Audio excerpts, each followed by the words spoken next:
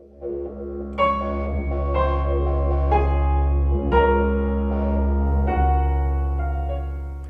everyone, in this video what I'd like to do is spend a little bit of time talking about Nietzsche's on the utility and liability of history for life, as well as his human, all too human. So to start here, what I'd like to do is take a look at on the utility and liability of history for life, which as you can see, 1874, fairly early on. Nietzsche would be about 30 at this point, and so he's past his collegiate experience and he's starting to form his own ideas. So this is still fairly early on in his career. Keep in mind that he lives all the way to 1900. But I want to look specifically at what he says here, because a lot of the terms that we associate with Nietzsche, like herd mentality, we talked about in the Prolegomena, the notion of sklavin moral. Here, this is where he really gets started utilizing that terminology that we're going to see. I'm going to bounce around a little bit on the utility and liability of history for life. Other translations have translated it in English as on the use and misuse of history. So I spent a lot of time talking about how we use history to kind of construct our own identities last time. I want you to pay attention to what he says here. This is on the bottom of page 125, and I put it up on the screen as well. Just in case that's an issue, or you have your book left somewhere else. Here it is up on the screen. I'll try and do that for the remainder of stuff that I do on here. He says, observe the herd as it grazes past you. Or picture a herd of any kind of animals. It cannot distinguish yesterday from today, leaps about, eats, sleeps, digests, sleeps some more, and carries on like this from morning to night and from day to day, tethered by the short leash of its pleasures and displeasures to the stake of the moment, and thus it is neither melancholy nor bored. It is hard on the human being to observe this, because he boasts about the superiority of his humanity over animals, and yet looks enviously upon their happiness. For the one and only thing he desires is to live like an animal, neither bored nor in pain, and yet he desires this in vain, because he does not desire it in the same way as does the animal. The human being might ask the animal, "Why do you just look at me like that instead of telling me about your happiness?" The animal wanted to answer, because I always immediately forget what I wanted to say, but it had already forgotten this answer, and hence said nothing, so that the human being was left to wonder. So already, Nietzsche here is telling us this about history. We use history and our own notions of narrative to construct ourselves. We think of our identity as really what we remember, what we've done. Like, who we are is what we've done and the things that we remember. It's not merely our bodies. It's not merely our personalities. What we are sort of... David Hume once said that we are bundles of perceptions. Nietzsche's really saying here we're bundles of experiences, things that happen to us, our memories, all right, things that happened, where I was on a certain day. Think about, we identify ourselves by the day we're born, or with zodiac signs like the month of the year or something like that. We identify ourselves by what place we were born in. All these features and facts, we say, determine who we are. And also we indict others in this way. We say someone had some particular kind of... Let's say someone killed somebody else. That person is a murderer. Even if that person somehow had amnesia, forgot all their memories, we would still say, it's still that experience happened in this person. I'm not saying we should do that, but that often people would. All right, saying this flesh has a particular kind of historical experience that's bundled into this corporeal space that is your body. And Nietzsche's saying that's the case, or that's at least how we go about doing things. But also, we as humans constantly tout our superiority to other animals. Look how advanced we are. Often when we want to say that another group of people is uncivilized, we call them savage, literally from a French expression meaning they live in the woods, or they're like animals, beasts, stuff like that. Wild. But we're kind of jealous of animals at the same time because we're superior. In fact, in the same century, John Stuart Mill, an English philosopher, once said, talking about, he's a utilitarian, saying, there should be the greatest happiness for the greatest number, and that the notion of pleasure helps us determine what is good or what is right. Nevertheless, he says, fairly early on in his book, Utilitarianism, better to be Socrates dissatisfied than a pig satisfied.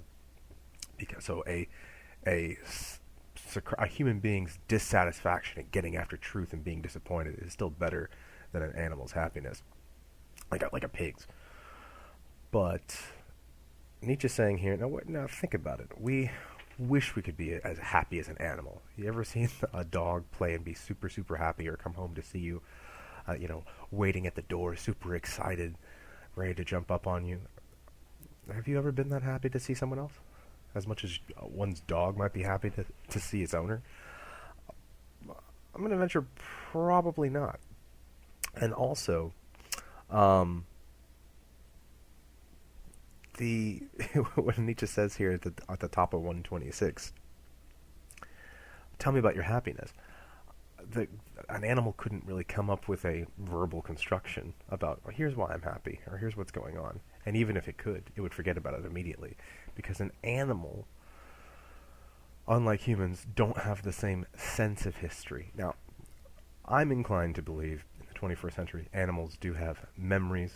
I think they do have conscious experiences to some degree. I don't think it's as sophisticated as human experiences. I think they're capable of emotional experiences as well.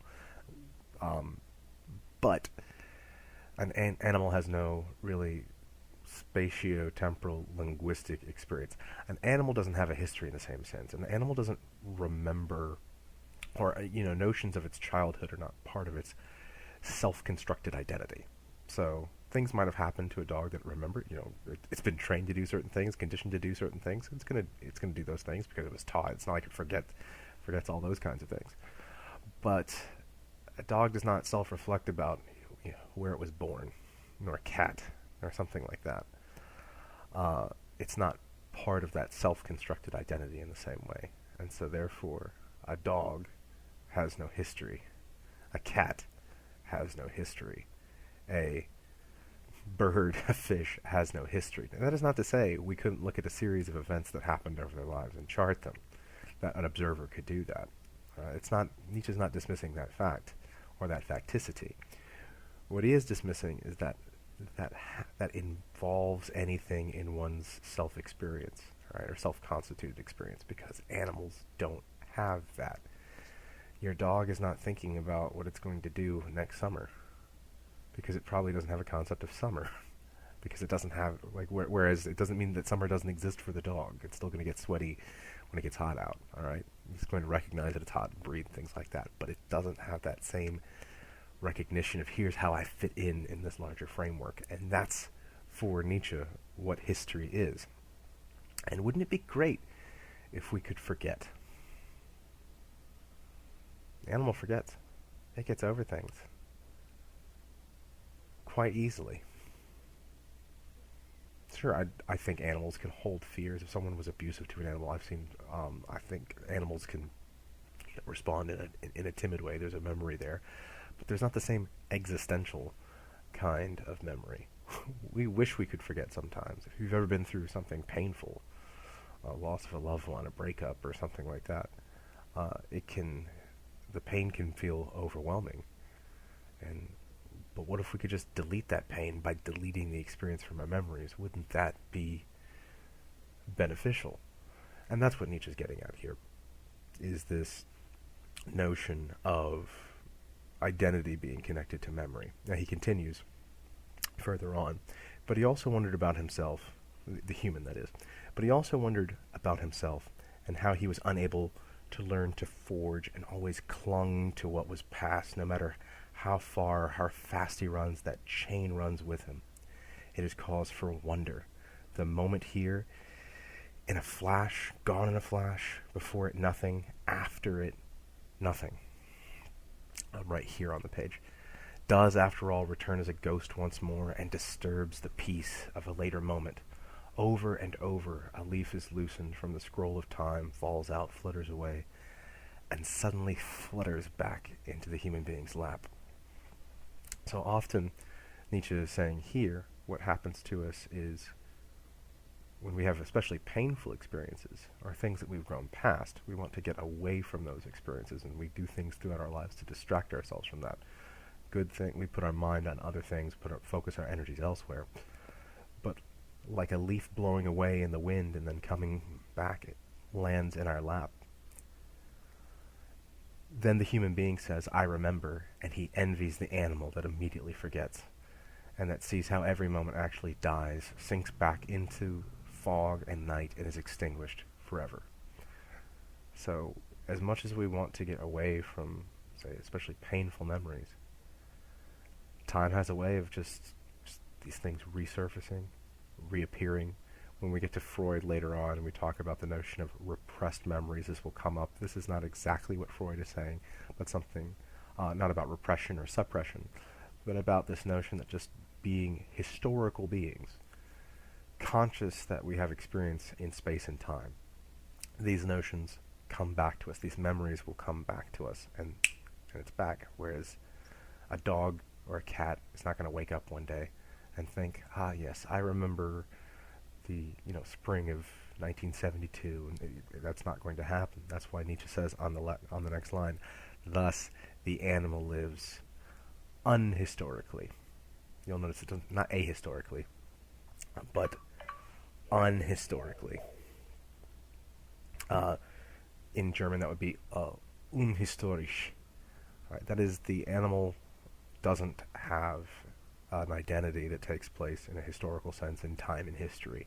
There is no internal narrative going on, for it disappears entirely into the present, like a number that leaves no remainder. It does not know how to dissemble, it conceals nothing, and appears in each and every moment as exactly what it is, and so cannot help but be honest. An animal simply is... an animal can't be... Wittgenstein will later say, an animal can't exactly be sincere, but it can't be sincere because it can't really be deceptive in a conscious way. I'm sure we talk about things like camouflage and whatnot in nature being a kind of deception, but at least in terms of internal identity, a dog can't lie, a cat can't deceive. The human being, by contrast, braces himself against the great and ever greater burden of the past that weighs him down or bends him over or hampers his gait as an invisible and obscure load that he can pretend to disown, and that he's only too happy to disown when he's among his fellow human beings in order to arouse their envy. We're very upset a lot of the time, and things weigh down on us, and we're constantly trying to forget suffering. That is why, says Nietzsche, the sight of a grazing herd, or even closer to home, of a child, which, not yet having a past to disown, plays in blissful blindness between the fences of the past and the future, moves him as though it were the vision of a lost paradise. So Nietzsche's saying here, sometimes when we look at especially young children, we think sometimes of children as innocent. Now, if you've ever met young children, you know that they can be some of the cruelest human beings you ever met. But there's still a kind of naive, in the general sense of the word, a naive innocence about children where they're oblivious. They have no sense of despair in the same way that adults do. Even, sure, when something happens, they get like a cut or they fall down, maybe some of the worst crying you've ever heard in your life. I remember when my own children, just them, especially my youngest, crying, just trying to get him to sleep. I can't fall asleep, or I'm hungry. Like young babies, really any kind of desire is expressed as crying. But there's a sense in which we adult humans often look at children with a kind of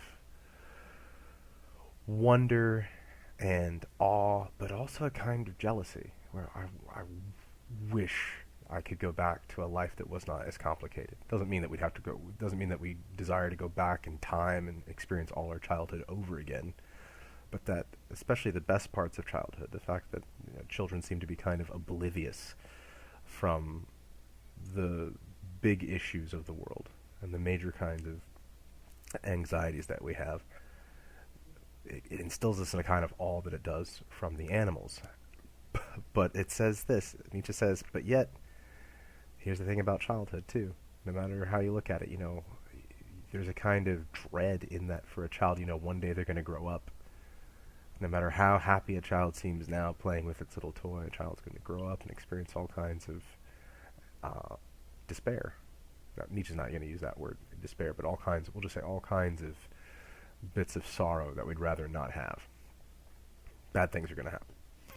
That's why he says, and yet the child's play must be disturbed. All too soon it will be summoned out of its obliviousness. You're going to get to a point where a child goes, and sometimes we call this, like today, really kind of adolescence. And we don't have an exact moment where we remember becoming ourselves. But Nietzsche is implying here that we go from a moment to where we're kind of innocuous, as we're in the world, we have self-concepts. You might have memories from your childhood, but you go from having memories to all of a sudden there's a you with a distinct personality, with a distinct and particular set of experiences. And right when that happens is when the self-conscious suffering begins. Then it will come to understand the phrase "it was," the watchword that brings the human being strife, suffering, and boredom. That's another problem. So that he is reminded what his existence basically is, a never-to-be-perfected imperfect. That is perfect in the sense of being incomplete. Will never be done. No matter what you do, no matter how much money you make, no matter how much stuff that you have, no matter how much you get done, there will always be a sense in which there's more to do, or at least feel as though there's more to do, even if you say you've accomplished a bunch of goals that you set out for yourself. Then finally, when death finally brings him the much longed for oblivion, it simultaneously also suppresses the present. And with this, existence places its seal on the knowledge that existence itself is nothing but an uninterrupted having been, something that lives by negating, consuming, and contradicting. So that's what it seems what it is to exist, then, therefore, to Nietzsche, going against something, consumption and contradiction, putting at odds with what's there, or at least it's the knowledge. Living is knowledge of that. And it seems like a conscious existence is suppressing the present. It seems, I think to put this in simpler terms, even though we can only be in the now, or the present, think about how often our thought experiences dwell on either aspects of the future, what we want to happen, goals, things we'd like to achieve in the future. Perhaps things down the road that you set, like milestones, things that you set out for yourself. Some people dwell a lot on those. And on the other hand, Nietzsche would say, there's also a lot of dwelling on the past. Things that have happened. Maybe good things, maybe bad things, but a lot of dwelling on the past. In my experience, so this is a Burrisism, but in my experience, usually someone dwells on one or the other, either aspects about the future or aspects about the past, and that's kind of their home ground. But we spend so much time in the past and the future that we neglect the present now, and that's where life is lived, and that's what Nietzsche is going to end up concluding through much of his career. That what he's going to end up saying is that really living is about thinking here and now, not dwelling on the past too much, not dwelling on the future too much. He does talk about those things, and he thinks there are benefits to them, but a lot of living is where are you now and here, and thinking about the present. So, what I want to do, I want to move forward a little bit here when we're talking about history here, and then we'll move on to some stuff on human all too human. I think I want to do some stuff on use and abuse of history for life as well. So I'm going to move forward here to page 127. And here he's talking again about consciousness. Consciousness in terms of our conscious experience, not simply phenomenology.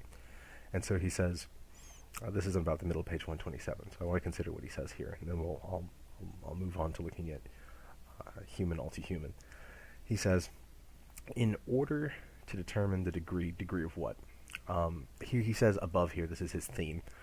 To express my theme even more simply, there is a degree of sleeplessness, of rumination, of historical sensibility that injures and ultimately destroys all living things, whether a human being, a people, or a culture.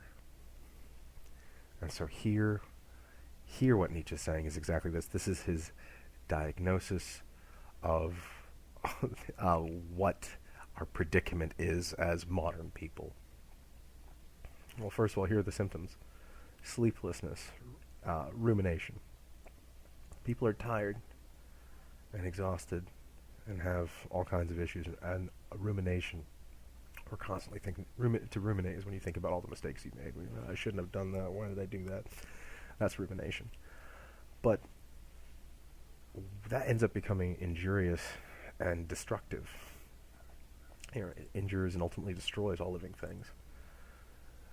We spend so much time thinking about our mistakes that we end up getting really almost individually, we end up getting depressed and feeling sad about all the mistakes we've made, and that prevents us from doing things that we want to do, that we should be doing to enjoy things. If you've ever been really sad, sometimes when you're really sad, you don't want to do anything. You don't want to eat, you don't want to sleep, or maybe you do want to sleep, but that's when you want to go to sleep, you can't. And when you can't go to sleep, you're too tired. It ends up being destructive for an individual. There are things where, as a people, things that we remember, it might just be bad things, like, oh, our people did this thousands of years ago that was terrible. It might be good things that give you too much pride. They get in the way of living a life because you might be thinking, oh, we've done it this way for hundreds of years, we're fine, we don't need to do anything, we're the best people in the world.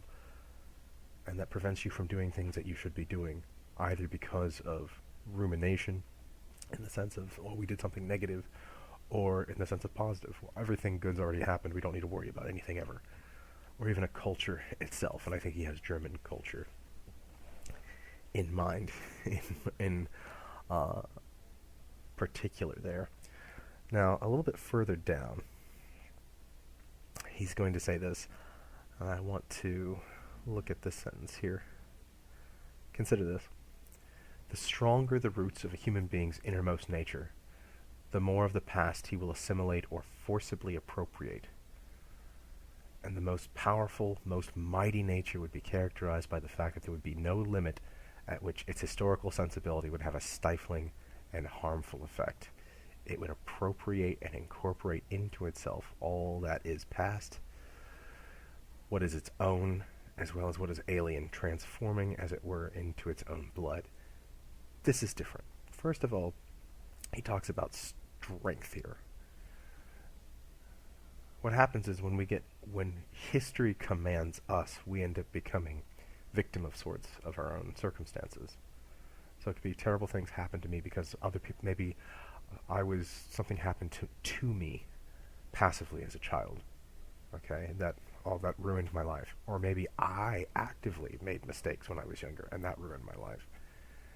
If we talk about circumstances dictating who we are, that's problematic for Nietzsche, and that's kind of a weakness. But on the other hand, a sign of strength is to take things that happen and if we use those experiences and events for whatever means or whatever helps us, that is strength, that is power. Okay, Macht. And that's what Nietzsche's going to go for. If having a historical sense about your own people or your own individuality ends up being helpful for you and ends up enabling you to live your life and to do the things that you want to do, fine. But if it ends up being a hindrance to you and causing that sleeplessness and rumination and decay, stop it. That's what Nietzsche is telling us here. Let's take a look. Now I'm going to move on to page 128, where he gives us now, he gave us a little bit of a diagnosis previously. Now he's going to give us a prescription. So, here, top of page 128, this is the proposition the reader, you, is invited to consider. The unhistorical and the historical are equally necessary for the health of an individual, a people, and a culture. So, we can't have all of what we're doing wrapped up in our own history. That is, you cannot be, let's say you were born in the United States of America, you consider yourself an American. Your Americanness is not the totality of who you are. Okay, so that's putting us in, cultural and political terms of one's identity. But even if you identify something happened, let's say you were, I was talking about being an American, that's a culture. But even if and we're Americans, we have that shared experience. But if we talk about a specific place, I'm from here, or I lived in this house.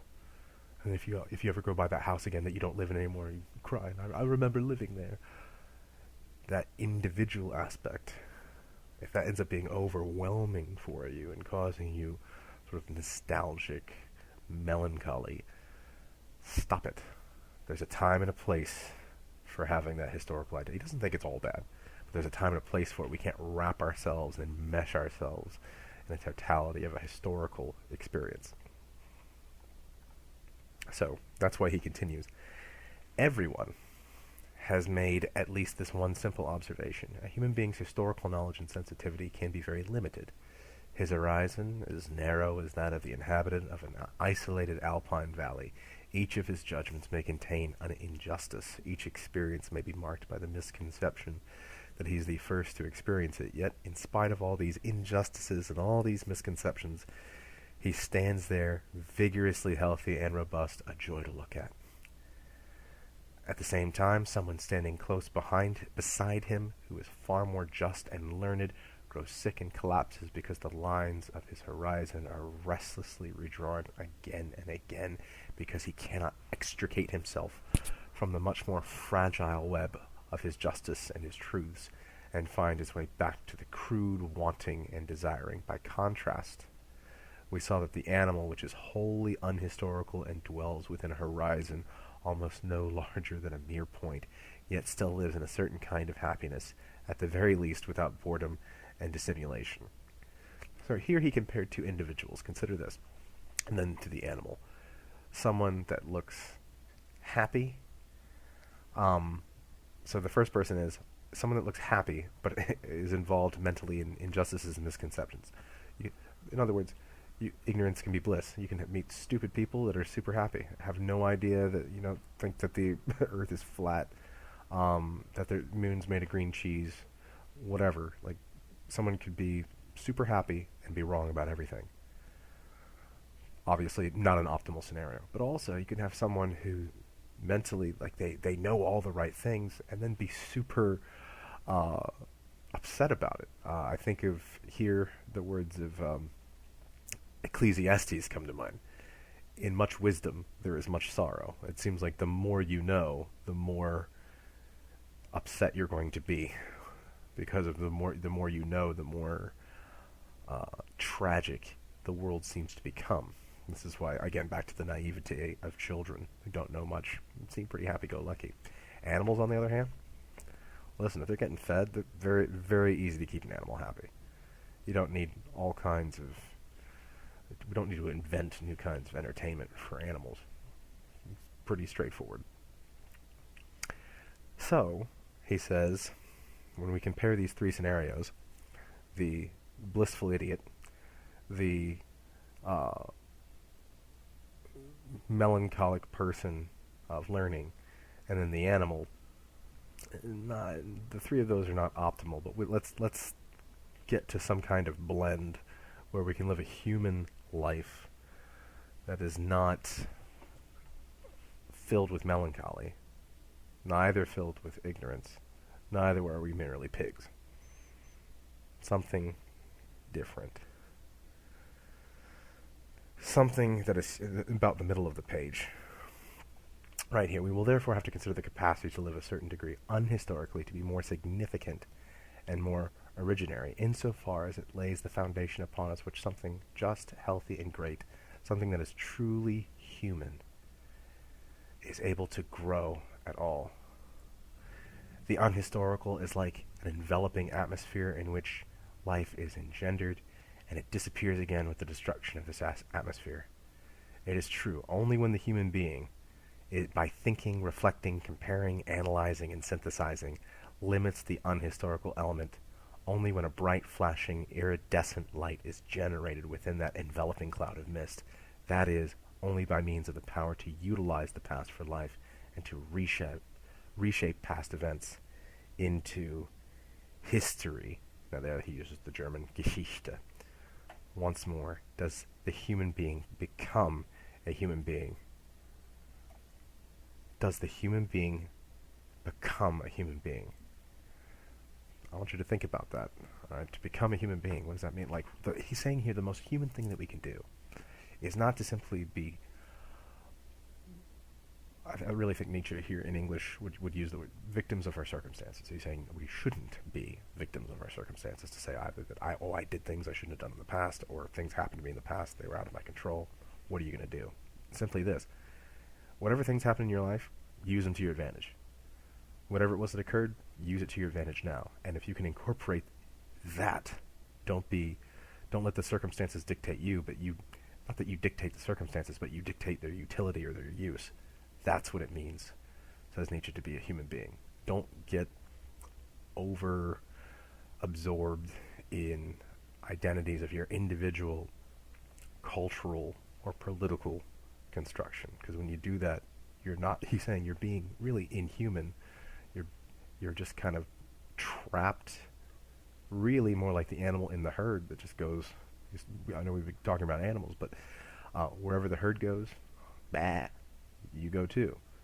No, to be human is to fashion things in a particular kind of way. In fact, that's what he says makes humans human. I know some other animals make tools. I can think of chimpanzees make little sticks to get ants out of ant hills, and other animals build things. Spiders build webs, beavers build dams. But human beings are animals that we take things that are out there and we fashion them for our use more than any other animal, at least that we know of. And he's saying so that we can do the same thing existentially as well. The things that happen to us in our lives, we can take them and make them into what we want to use them for. These are things in the past. Potentially also for things in the future, but he's not quite there yet. So there's a little bit more to this piece, but I think that's good here. I'm going to transition into taking a look at human all too human here in this next segment. Okay, before we move on to a little bit of human all too human, I just want to do a little bit in there too. I'm actually going to go back a year. So we were looking at on the utility and liability of history for life, 1874. I'm now going to go back and take a look just at a little bit of on truth and lies in a non-moral sense from 1873. And here, Nietzsche, this is still early Nietzsche, now he would be 29 at this point. Here he's coming to an early definition of sorts of what truth is. But before he gets to truth, he talks about how we use words. And I don't want to get too much into epistemological notions or notions of philosophy of language. I really just want to follow Nietzsche's argument here. So consider he says this. Let's think about how do we form concepts? So if I say the word tree in English, you see those letters T-R-E-E, or you hear the word tree or tree, as some people say it, and you're probably thinking of something made of wood with some leaves. But if I just say the word tree, like you get it if you're an English speaker. If you're not an English speaker, that word might be meaningless to you. But if I say that word, you have a concept in your mind. It's associated with both the sounds of the word and also the letters when they're written. And phonics, of course, is the combining of those two things. That letters stand for sounds and so forth. If we were speaking another language, for example, I think in German the word for tree is Baum. Baum, I believe.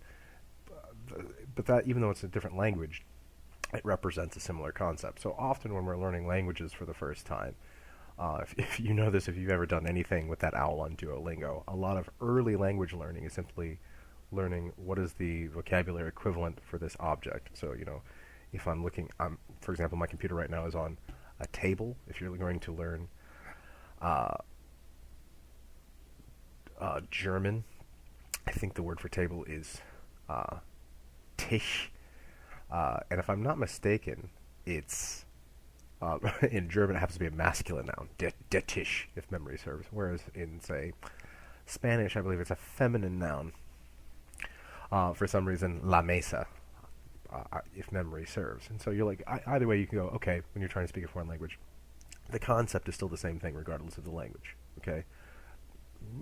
Sort of, because again, in German it has a masculine component, in Spanish it has a feminine component, and in English all our nouns are neuter for the most part. Sometimes we have some holdovers from those languages that have gendered objects. So for example, often the word for, say, ship in Latin, navem, where we get our word navy, is feminine, which is why often boats and ships are referred to as she in English. It's part of the concept, all right? She's a good ship, or something like that. You might have seen it in like a Pirates movie or something. That's where that comes from. But for the most part, we think of concepts as here's a word that corresponds to some kind of object. That's why he continues saying every word instantly becomes a concept precisely insofar as it's not supposed to serve as a reminder of the unique and entirely individual original experience to which it owes its origin, but rather a word becomes a concept insofar as it has simultaneously has to fit countless more or less similar cases, which means purely and simply cases which are never equal and thus altogether unequal. Okay. Yeah, I talked about the notion of correspondence. Here's a word, whether it's written out or it's spoken, and here's an object. And sometimes we can point to specific objects and say, this thing here, but like with a concept, say, of tree, when I say tree, what does it refer to? Okay, thing made of wood with leaves. Picture a tree in your head. Now, there are, I'll say about 10 people in this class. If I ask each of you to picture a tree, there's no way you're picturing the same thing. You're all picturing similar things, I'm sure, branches. But are you picturing a pine tree, gum tree, oak tree? Well, those are all different kinds of trees. But even if we went and talked about only pine trees, are we talking about long needle pines or short needle pines? We could further divide into sub-concepts. Now think about this with music. What kind of music do you like? Oh, rock, rap, hip-hop, country, classical. Those terms are meaningless. That's why we can get down into further subdivisions where we're like, I listen to post-hardcore, punk-infused trap, rap rock, we have these notions. But even if you zoom in on those, you could even go down even further to the point where really almost every individual chord, melody, beat, timbre ends up being its own thing, really. But what we do with concepts is basically say, all right, fine, these things are close enough that you can bundle them together, but they're not identical. Just like if I said with trees aren't fun, I guess. What if I said, think of a dog, like with the word dog, what does it bring to mind? And everybody's picturing a different dog. I'm sure they've all got 4 legs, but maybe they don't. You might have a dog that doesn't have 4 legs. You might have a dog that lost its leg, in which case that's dogs are typically 4-legged, but it's not a 4-legged animal. It doesn't fit the criteria. Is it big, small? I mean, a Great Dane is not a Chihuahua. You could say, yeah, they all descend from wolves, sure, but not in the same way. There are different kinds of breeds, and even breeds aren't really breeds. That's a story for another day.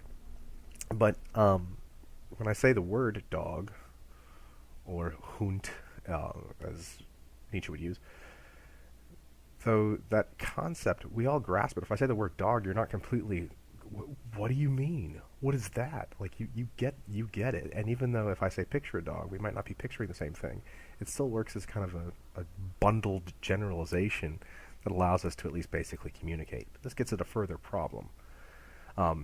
As Nietzsche said, it simultaneously has to fit more or less similar cases. So we both understand what the word dog means if we're English speakers. but we also have to recognize that a Great Dane is not a Chihuahua. Or if I said, oh, I hear birds outside, you probably are not thinking, would you have ostriches outside? Penguins? They're birds, but neither do they fly south for the winter because they can't fly. Okay? So, weird thing with words and concepts. But that means things are never equal. Every concept arises from the equation of unequal things. So when we talk about a word as a cap or as a generalization, it always ends up putting things in there that it can't. Okay, and he goes into a little bit about what a leaf means. But so that means when we're talking about various kinds of terms, like honesty, what does honesty mean? It ends up being difficult to define those concepts because their level of abstraction, they always end up being including equal and unequal components. So, especially with abstract terms like honesty, justice, goodness, and another one, truth. So this question that we see on the, towards the bottom of 117 here. What is truth?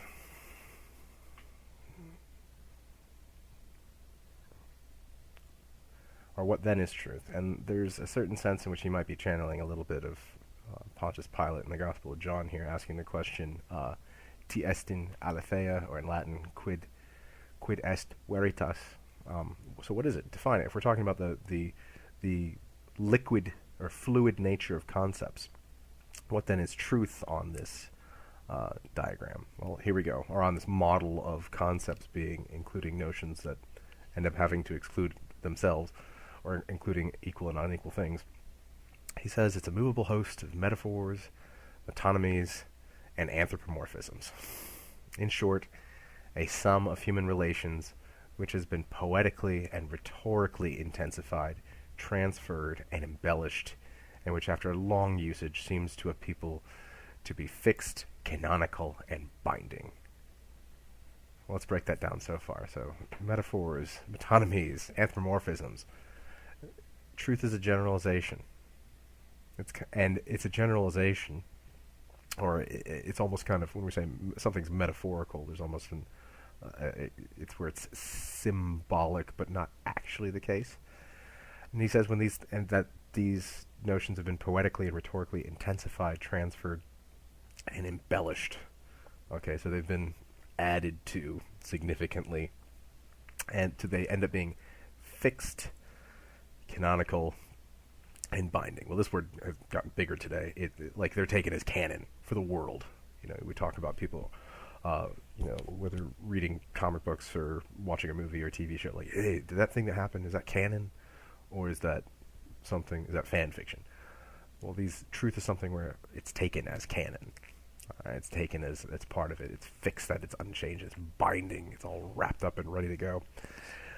And that's the way people take truth. So when it comes to historical truths, this thing happened in this way. It's taken. This is what happened.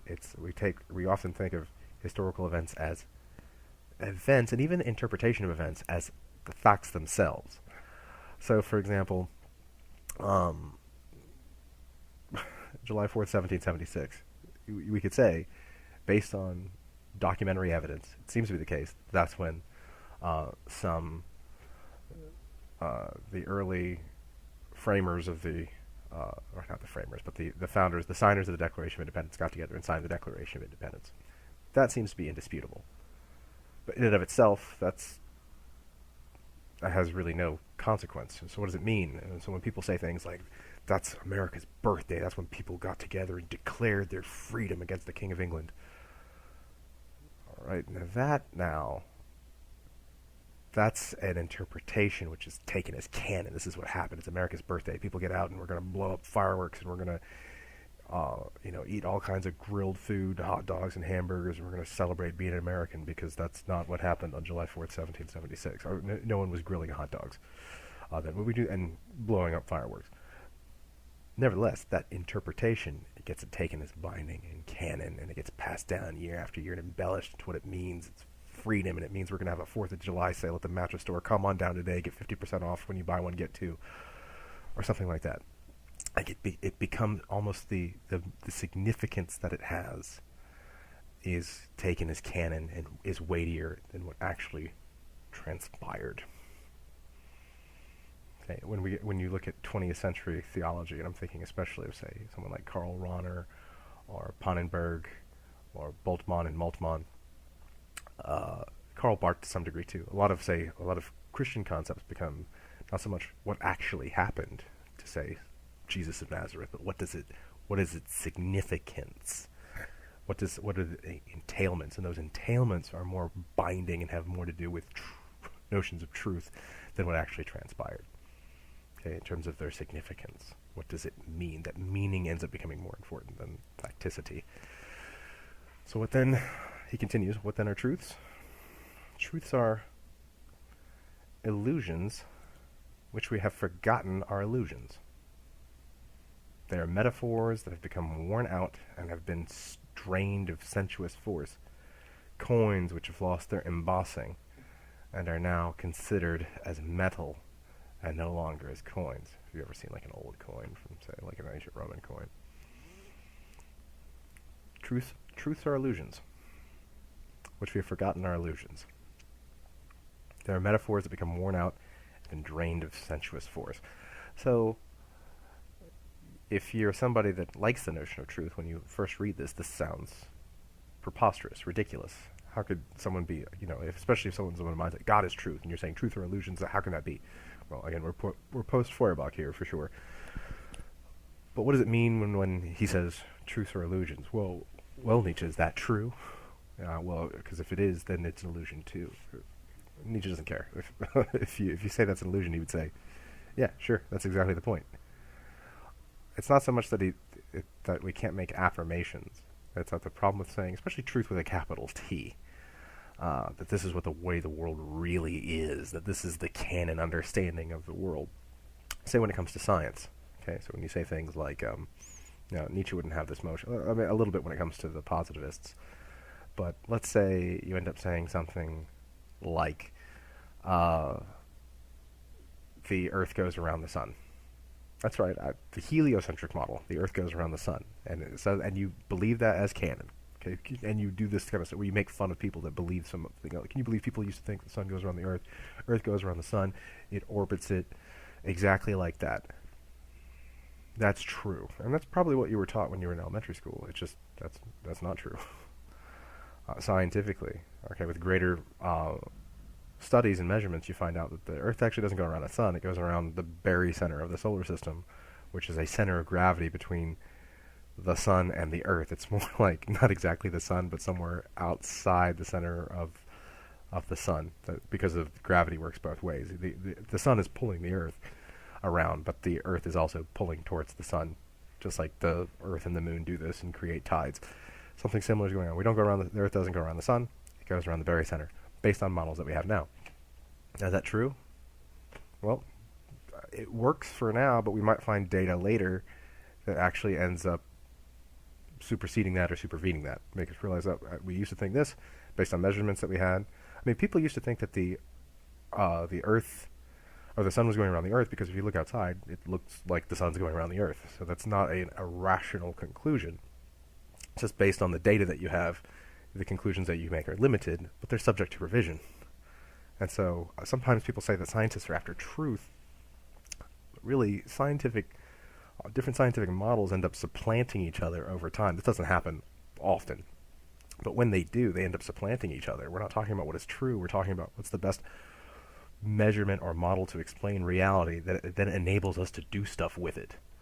So that's why, for example, people who believe that the Earth is flat, good for them. And let's say, just for the sake of argument, let's say it's true that the Earth is flat. Let's just roll with that for a second. All right, great. Earth is flat. What does that now enable you to do? What can you do with that information now? Does that change the way that we use satellites, even if people think it's a globe and they're wrong? The satellites are up in the air doing whatever it is they're doing. What can you do with that now? Does it change the way you're going to map airplanes across we'll say, the Mercator projection from planes getting from point A to point B? Is it going to change anything? what can you do with that new information that now everybody agrees with you that the Earth is flat? Nothing. It has no efficacy. So the function of truth Nietzsche's getting at here is not so much does it constitute reality, but how is it used? It's just like what he was saying in the utility and liability of history for life. If things happen to you, are you letting them rule you, or are you going to use them? Is it something that's a utility that you're going to use, or is it a liability that is going to destroy you? Same thing with truth. Truth it's an illusion. It has uses. This ends up being a notion of some kinds of pragmatism. But people have forgotten that it's an illusion. That's why people get wrapped up in their little truth fan clubs. And those truth fan clubs, I would say, can't use the word Weltanschauung, but I think we can use Weltanschauung, worldview, life view, world and life view, what Marx called ideology. And for Marx, remember, ideology meant sort of a mistaken world conception. I think world conception works too. All these notions, like the way that we constitute the world, if we're taking it as true, we end up becoming, again, kind of fanatics for our world construction. So those world they could be materialistic world constructions. You could be a materialist like Feuerbach. You could be a modern scientist, and you get really into, no, this stuff is true. The Earth is 4.5 billion years old. The universe is 13 billion years old. That's the way it is. Humans evolved X amount of time ago, and you get so much wrapped up into the notion of its truth that you neglect to remember that notions of scientific truth are subject to revision based on further evidence. Look at models of, say, dinosaurs that were discovered 150 years ago, and then look at the same models today. Like when I was a kid, Jurassic Park dinosaurs were scary. They were giant lizard things. I'm thinking of like Jurassic Park. Granted, that's an interpretation. Okay. But, dinosaurs were like these big scary lizard things. Now if you look at most scientists today, paleontologists talking about dinosaurs, much more like birds. They probably had very fatty bodies. And they probably had feathers. They probably, like a T-Rex, probably looked more like a giant fat chicken than it looked like a big, terrifying lizard despite its name. To demonstrate this, look at a skeleton of a dinosaur, and then look at a model of what a dinosaur looks like. Then compare that. Just Google a skeleton of a penguin, and then try, after looking at like a dinosaur skeleton, look at a skeleton of like a penguin, and then think how a scientist would render that just looking at the skeleton alone, because a penguin has a super long neck. It looks like it's its whole body, but if you look at a penguin skeleton, it looks like it has this long neck. It'd probably be made into a terrifying dinosaur if a paleontologist were to discover it. But even, like I said, if you look at like the dinosaur constructions from 100 years ago, same bones, same fossils, the way that models constitute them is quite different. Why? Because science is subject to revision. So saying it was this way, even when it's about science stuff, is missing kind of the point. Same thing with religious explanations, Nietzsche would say. When you get in fan clubs where you say, Jesus did X, Y, and Z, no, Muhammad did this, Muhammad didn't exist, or if you end up being a Muslim, there's Allah Muhammadun Rasulullah. There's no God but Allah, and Muhammad is his prophet. And you do that, and you say, no, the Christians are wrong. Their texts are corrupted. Yeah, sure, they're people of the book, but their texts are corrupted. They don't know what they're doing. You got a religious take, all right? And you say, this is true. And you're really narrowing that, like, this is true. If Christianity is true, Islam is false. If Islam is true, then Christianity is false. As such, once you get into that truth fan club, you end up buying into an interpretation that you take of as canon. Even where that's where it comes into play when it comes to, that word comes from notions of scripture, like what books are canon. Do you count the book of Genesis? For example, to Jews, that only the Torah is considered scripture or canon, whereas the rest of the Tanakh, the Ketuvim, and the Nevi'im, they're great books, but they're not considered scripture in the same way that the Torah is, the books of Moses. For Christians, most of them, the whole Old Testament, what they call it, is canon. Psalms is just as much scripture as Isaiah, which is just as much scripture as Genesis. That's not Judaism. That's Christianity. And in Islam, of course, the the Quran is canon, but only in Arabic. If you're reading it in English, it's not the Quran anymore. And then we can talk about various kinds of hadiths and things like that, notions of like what fits in, what doesn't fit in. But as soon as you buy into a particular take, so like Protestants, no, the Apocrypha should not be in your Bible. Okay, this scripture means this, and we're gonna have this particular creed, whether it be the London Baptist Confession of 1689, the Westminster Confession of Faith, you can go even further back, the Nicene Creed versus the which does have the Philoque clause or doesn't. If you go back to a split between the Eastern and Western churches, what's canon, what's not, and once you get into a particular take, you become a defender of the take. And think how much we do this. Think how sometimes this looks when we do it with things that are more innocuous. If you've ever been like a fan of a sports team, you're like, go this team, whatever it is. Like for example, here we see this between say Clemson and South Carolina a lot. University of South Carolina, Clemson University, where orange and purple and the garnet and black, almost at red. Where people just woohoo, go team and become so embellished and like you have to. If you grew up like liking a certain team, you have to like that team. And if you like another team, like how dare you? What's wrong with you? How could you? Again, look, it's something which has been taken up poetically and rhetorically intensified. You gotta be a Gamecocks fan, all right? You gotta be a Tigers fan. Transferred, embellished. You might have pillows with Gamecock paraphernalia, or that Clemson looks like, to me it looks like a Blue's Clue, but orange, all through the house, everywhere. For which, after long usage, seem to people to be fixed, canonical, and binding. If you grow up in an intense fandom, you think to others, how could it be otherwise? Now, if sports is not your thing, it might be like this is true in nerddom, okay? Like, Batman's the best hero.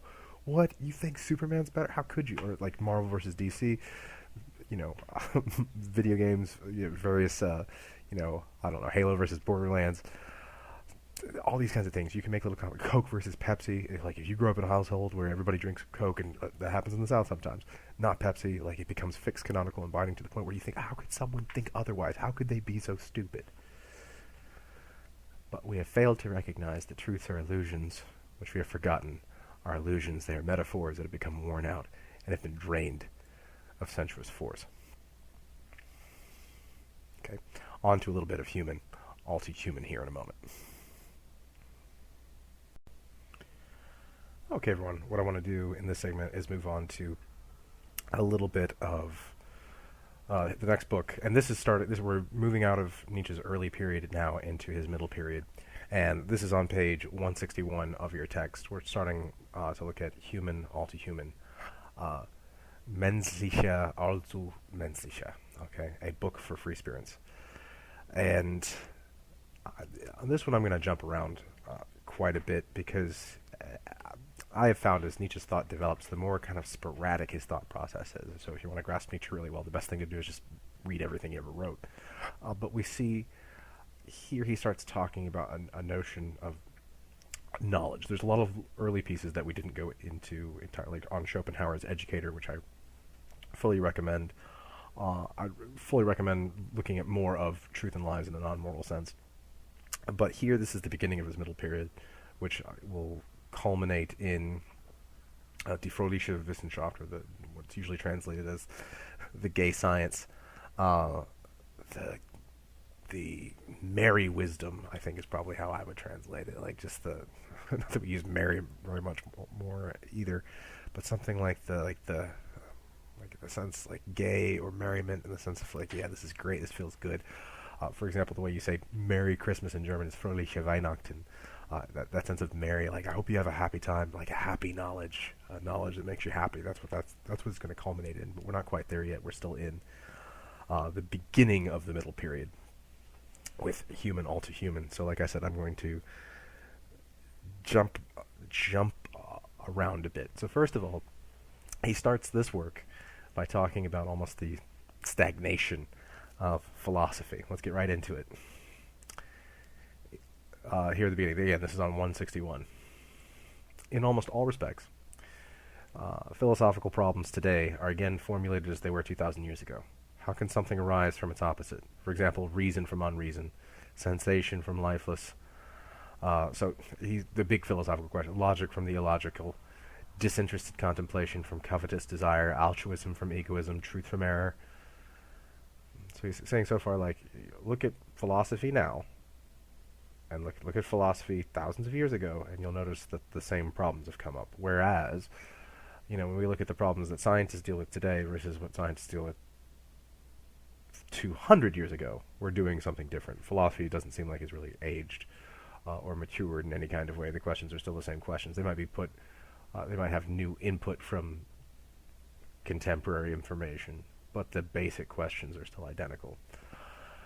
He continues, until now, metaphysical philosophy has overcome this difficulty by denying the origin of one from the other and by assuming for the more highly valued thing some miraculous origin directly out of the heart and essence of the thing in itself. That's a quote from Kant. Like Kant saying, now there's a phenomenal noumenal distinction. We don't need to worry about these old things anymore.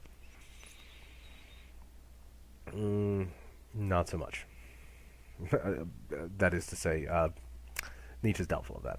Historical philosophy, on the other hand, is the youngest branch of all philosophical methods, which can no longer even be conceived of as separate from the natural sciences, has determined in isolated cases, and will probably conclude in all of them, that they are not opposites, only exaggerated to be so by the popular or metaphysical view, and that this opposition is based on an error of reason. As historical philosophy explains it, there exists, strictly considered, neither a selfless act nor a completely disinterested observation. Both are merely sublimations. So here now, really what we're doing is Hegel. So everything's part of the dialectic. Now, you can tell he's criticizing more Hegel's notion of the dialectic than Marx. So that's what he means by historical philosophy here. Really, Hegel's notion of philosophy of history, that everything's part of the whole, going towards the absolute. Even things that seem like they're opposed to each other are all part of the, a thesis and antithesis. They're all part of the same synthesis. The being and the non-being are all part of becoming. To which Nietzsche's going, okay. Now, this, he says, is Nietzsche's going to conclude, is not helpful, but he concludes by looking at this. Mankind loves to put questions of origin and beginnings out of mind. One must not be almost inhuman to feel himself the opposite inclination. And then he moves on to talking about the congenital defect of all philosophers. And consider this. All philosophers suffer from the same defect, in that they start with present-day man and think they can arrive at their goal by analyzing him. Instinctively, they let man hover before them as an aeterna veritas. Remember, that should be eternal truth. Let's see how your book footnotes it. Eternal truth. That's just something obvious. That's why people say, like, when we look at, like things in the future, we have to think about what human nature is like. Well, is human nature, why would it be static if it's based on conditions? Like, people keep looking at the now, saying this is how things are. Like, this is it. Francis Fukuyama did this years ago in economics, where he described sort of the end of the Soviet Union and the ascent of the post-Cold War United States as the end of history. Not to say that history stops now; the eschaton has fully arrived, but that's basically it. Like, we kind of stop there. Really, you're not going to see much go on past that. Well, stop looking at the now as this is how it obviously is. This is how humans have always been. They always will be. That's a defect of philosophers, and as such, they will not understand that man has evolved and that the faculty of knowledge has also evolved, while some of them even permit themselves to spin the whole world out from the faculty of knowledge. So, notice here what he says at the end, too. Everything has evolved. The problem is looking at the last thousands of years of history, as humankind has always been the same and is not evolving, not just in the sense of like going from like Homo erectus to Homo sapiens, but the way that we have changed in our societies, the way that we evolve as societies, cultures, countries, kingdoms, and peoples. When it comes to humans, there are no eternal facts. There are no absolute truths. Thus, historical philosophizing is necessary henceforth, and the virtue of modesty as well. So, philosophers, Nietzsche is saying here, stop overextending your definitions of humanity, saying that it is this way. People do this often, where they, from their limited experience, Nietzsche is saying, they say, this is how all people must be. This is how all people just are. All people, like saying something like, well, we'll never have a peaceful society in the future because humans are just selfish. That's how they are. That's taking humans as an eternal truth. Like, that's just how they are, and they always will be the case. Nietzsche says those things are dynamic. Those features which we think are the most human are constantly changing, and that's really, there's no one definition of humanity. And I want you to think how this Nietzscheanism is going to extend into modern categories. There's not just one. You can't just say there's simply something like masculinity or femininity, hard lines of gender or sexuality. They're simply like human beings are simply this way. No, there's been countless modalities of human existence, and that's what Nietzsche's getting at. There's not one that you can point to and say, that's it. That's the normative one.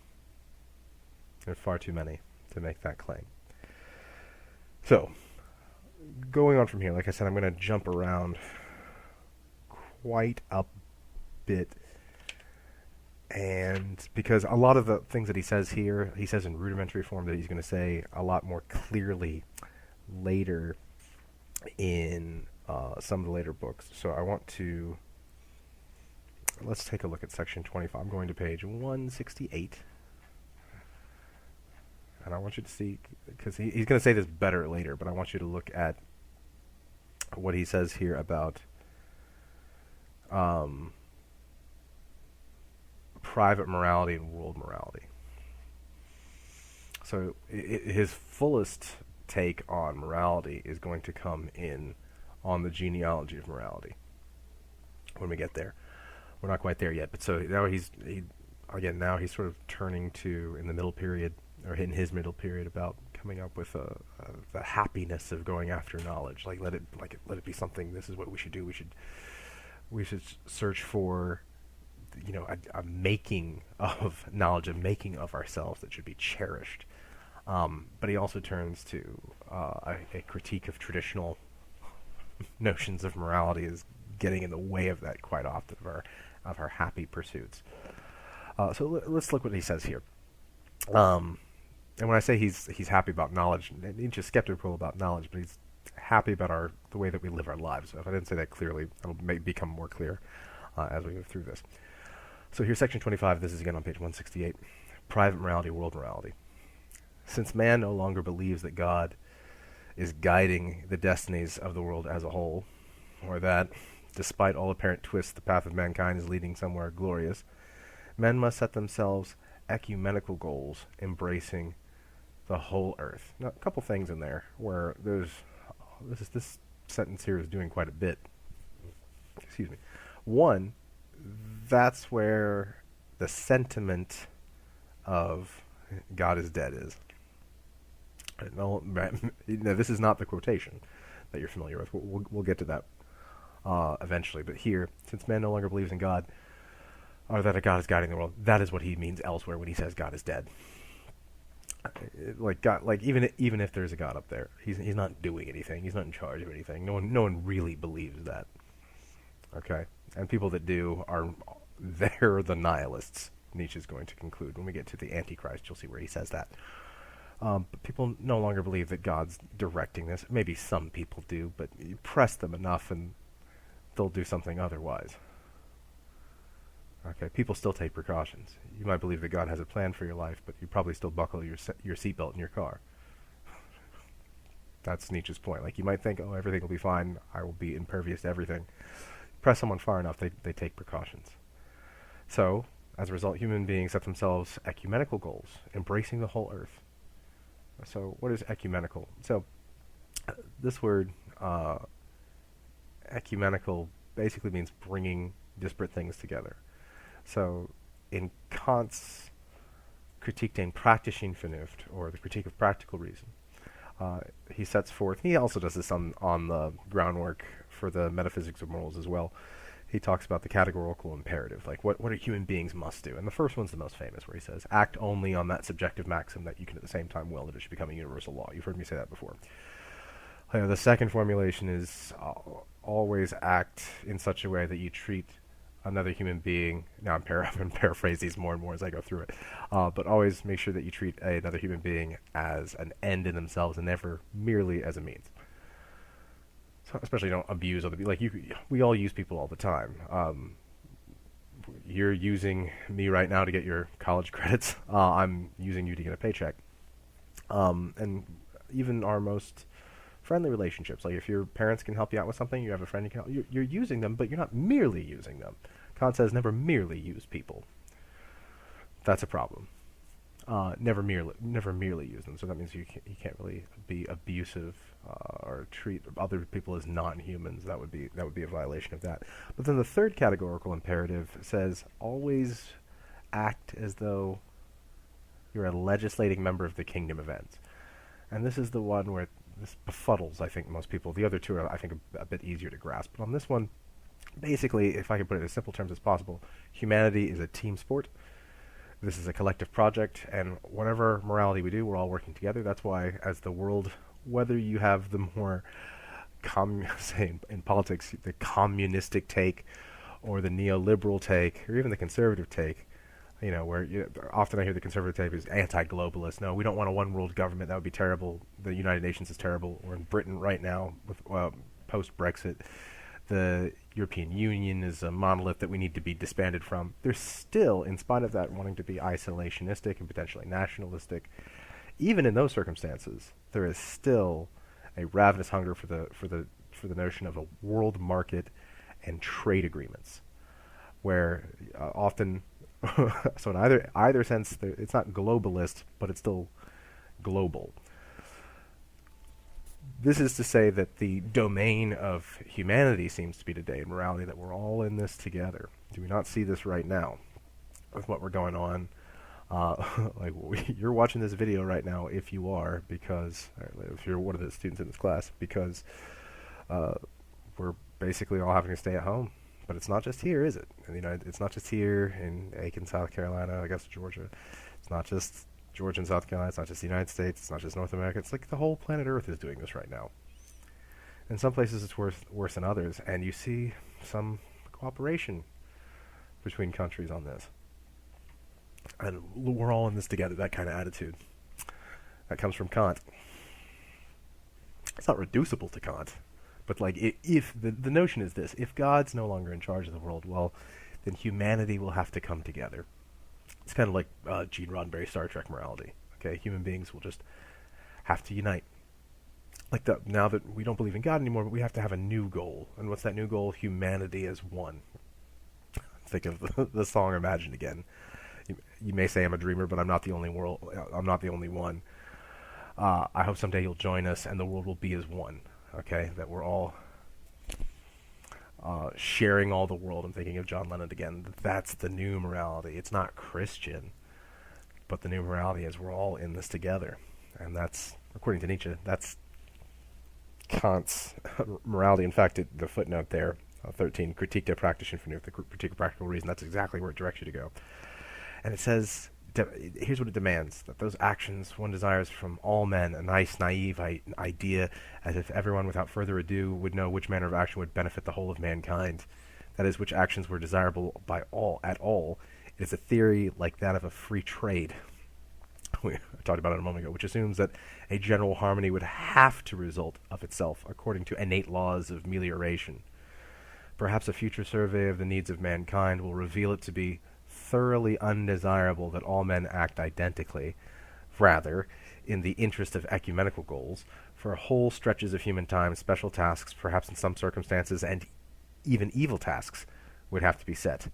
In any event, if mankind is to keep from destroying itself by such a conscious overall government, we must discover first a knowledge of the conditions of culture, a knowledge surpassing all previous knowledge as a scientific standard for ecumenical goals. This is an enormous task of the great minds of the next century. So there, Nietzsche did a lot here. So first of all, the sort of new Kantian morality, like let's just all be humans all together, especially when it comes from Europeans. Uh, not that, and Nietzsche can be kind of very ethnocentric at times himself, but just think of what he's saying here, that especially people in well-to-do positions, with this haughty morality, looking around saying, well, here's what we should do for those poor people, as though they know better. Nietzsche's saying that's audacious and inept. How could you possibly know what's best for everyone? What special knowledge do you have to be able to do that? You don't have any. So, if we're going to do this thing, where we're working together as human beings, or we're going to try not to kill all ourselves, we at least need to have, really, a transcendental question and answer. What are the conditions of culture? We need to have a knowledge, and we need to have a standard of knowledge, at least of this task. Now notice, sometimes people say Nietzsche's critical of knowledge. Knowledge is capital T, truth. Here's a knowledge that has a purpose. For us not to destroy ourselves. Like, how are we going to get through this? So it's not that Nietzsche's against knowledge or truth. He is against truth with a capital T, when people get behind it and we end up serving it rather than it serving us. Here it is with a purpose. Here's the task. Here's what he's saying is the task of the 20th century. And I think this is what Nietzscheans, I think really one of the best Nietzscheans, I think, of the 20th century is, some people are getting angry for me for saying this, I'm sure, but would be Foucault, his genealogical project. He's not the only one. But I think Michel Foucault, French thinker, I'll be putting some of his stuff up on Blackboard, he's probably one of the best. But that's the problem at hand. Okay. Let's move forward a little bit more.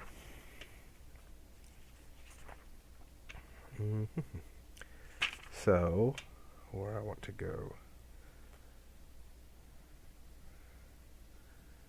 Let's do 174 to 175 is where I want to go next. These are on some historical notions.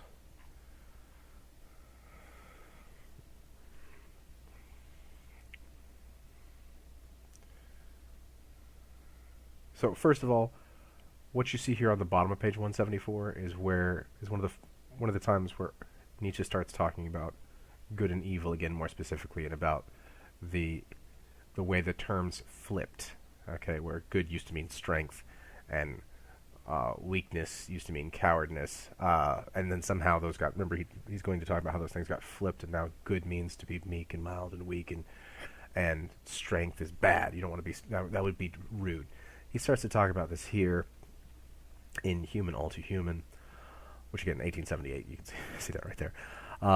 The double prehistory of good and evil. He says this: the concept of good and evil, that again, Gut und Böse, has a double prehistory, namely, first of all, in the soul of the ruling clans and castes. The man who has the power to requite goodness with goodness, evil with evil, and really does practice requital,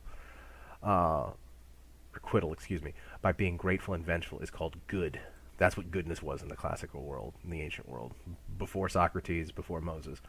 The man who is unpowerful and cannot requite, is taken for bad. As a good man, one belongs to the good, a community that has communal feeling, because all the individuals are entwined together by their feeling for requital. As a bad man, one belongs to the bad, to a mass of abject, powerless men who have no communal feeling. The good men are a caste, the bad men are a multitude, like particles of dust. Good and bad are for a time equivalent to noble and base, master and slave. Conversely, one does not regard the enemy as evil, he can requite. In Homer, both the Trojan and the Greek are good. Now think about that, because I know I've talked about this already, about the notions of good and bad flipping, but when you look at the story of the Iliad there that he's referring to, who's the bad guy? Who's the villain? Who are the protagonists and the antagonists? And you can get into it to a point where you say, well, the Trojans, the people of Ilium, hence the Iliad, like Paris, took, um, oh, I can't remember the king's name. I want to say it's Menelaus. Um, wife. Paris took the wife of again, I want to say it's King Menelaus, but that doesn't seem right. Um, back to Troy, and so the Greeks are trying to recover. Are on a mission to avenge the theft of the wife of one of their kings, and the Trojans are trying to defend their city. And in terms of the heroes, the Greek hero is Achilles, and the main Trojan hero is Hector. But they both die in the story, by the way. Spoilers. Who's the bad guy? Is Achilles a villain? Is Hector a villain? Are they both heroes? What he's telling us here is that for Homer and the ancient Greeks, everybody here who has the ability is strong and fighting for their side, whatever it is in the situation. Those are the good guys. So when you ask the question, are the Trojans the good guys or the Greeks the good guys? The answer is yes. That's why he says in Homer, both the Trojan and the Greek are good. Not the man who inflicts harm on us, but the man who is contemptible is bad. So we usually try to think in terms of conflicts that one side's good and one side's bad. That's really a Manichaean way of looking at things. The two people on two different sides here. They're both good guys. The bad person would be the person who's either a coward or a traitor. Those would be your villains. So, if we were to transpose this to American history, the British versus the Americans, who are the good guys? Yes, they're all good guys. Now you might be thinking, no, we're Americans. We have to say the British were bad here. Well, we could say this too, all right, people do this with the Civil War too. They pick a side. The Union was right. The Confederacy was wrong. And when we pick a side, and there I think the Confederacy was morally wrong, but in the moment, people fighting for themselves, Nietzsche's just saying that's what makes something good. The coward or the traitor would be the villain. So back to the American Revolution, for example, the American War for Independence. You've got, you say, yeah, the British, they're doing their thing. We disagree with them, but they're doing their thing. They're good guys. The Americans are good guys. Benedict Arnold, on the other hand, is a traitorous bastard. Okay, because he's a traitor. That's why he ends up being a villainous character, like a Judas Iscariot.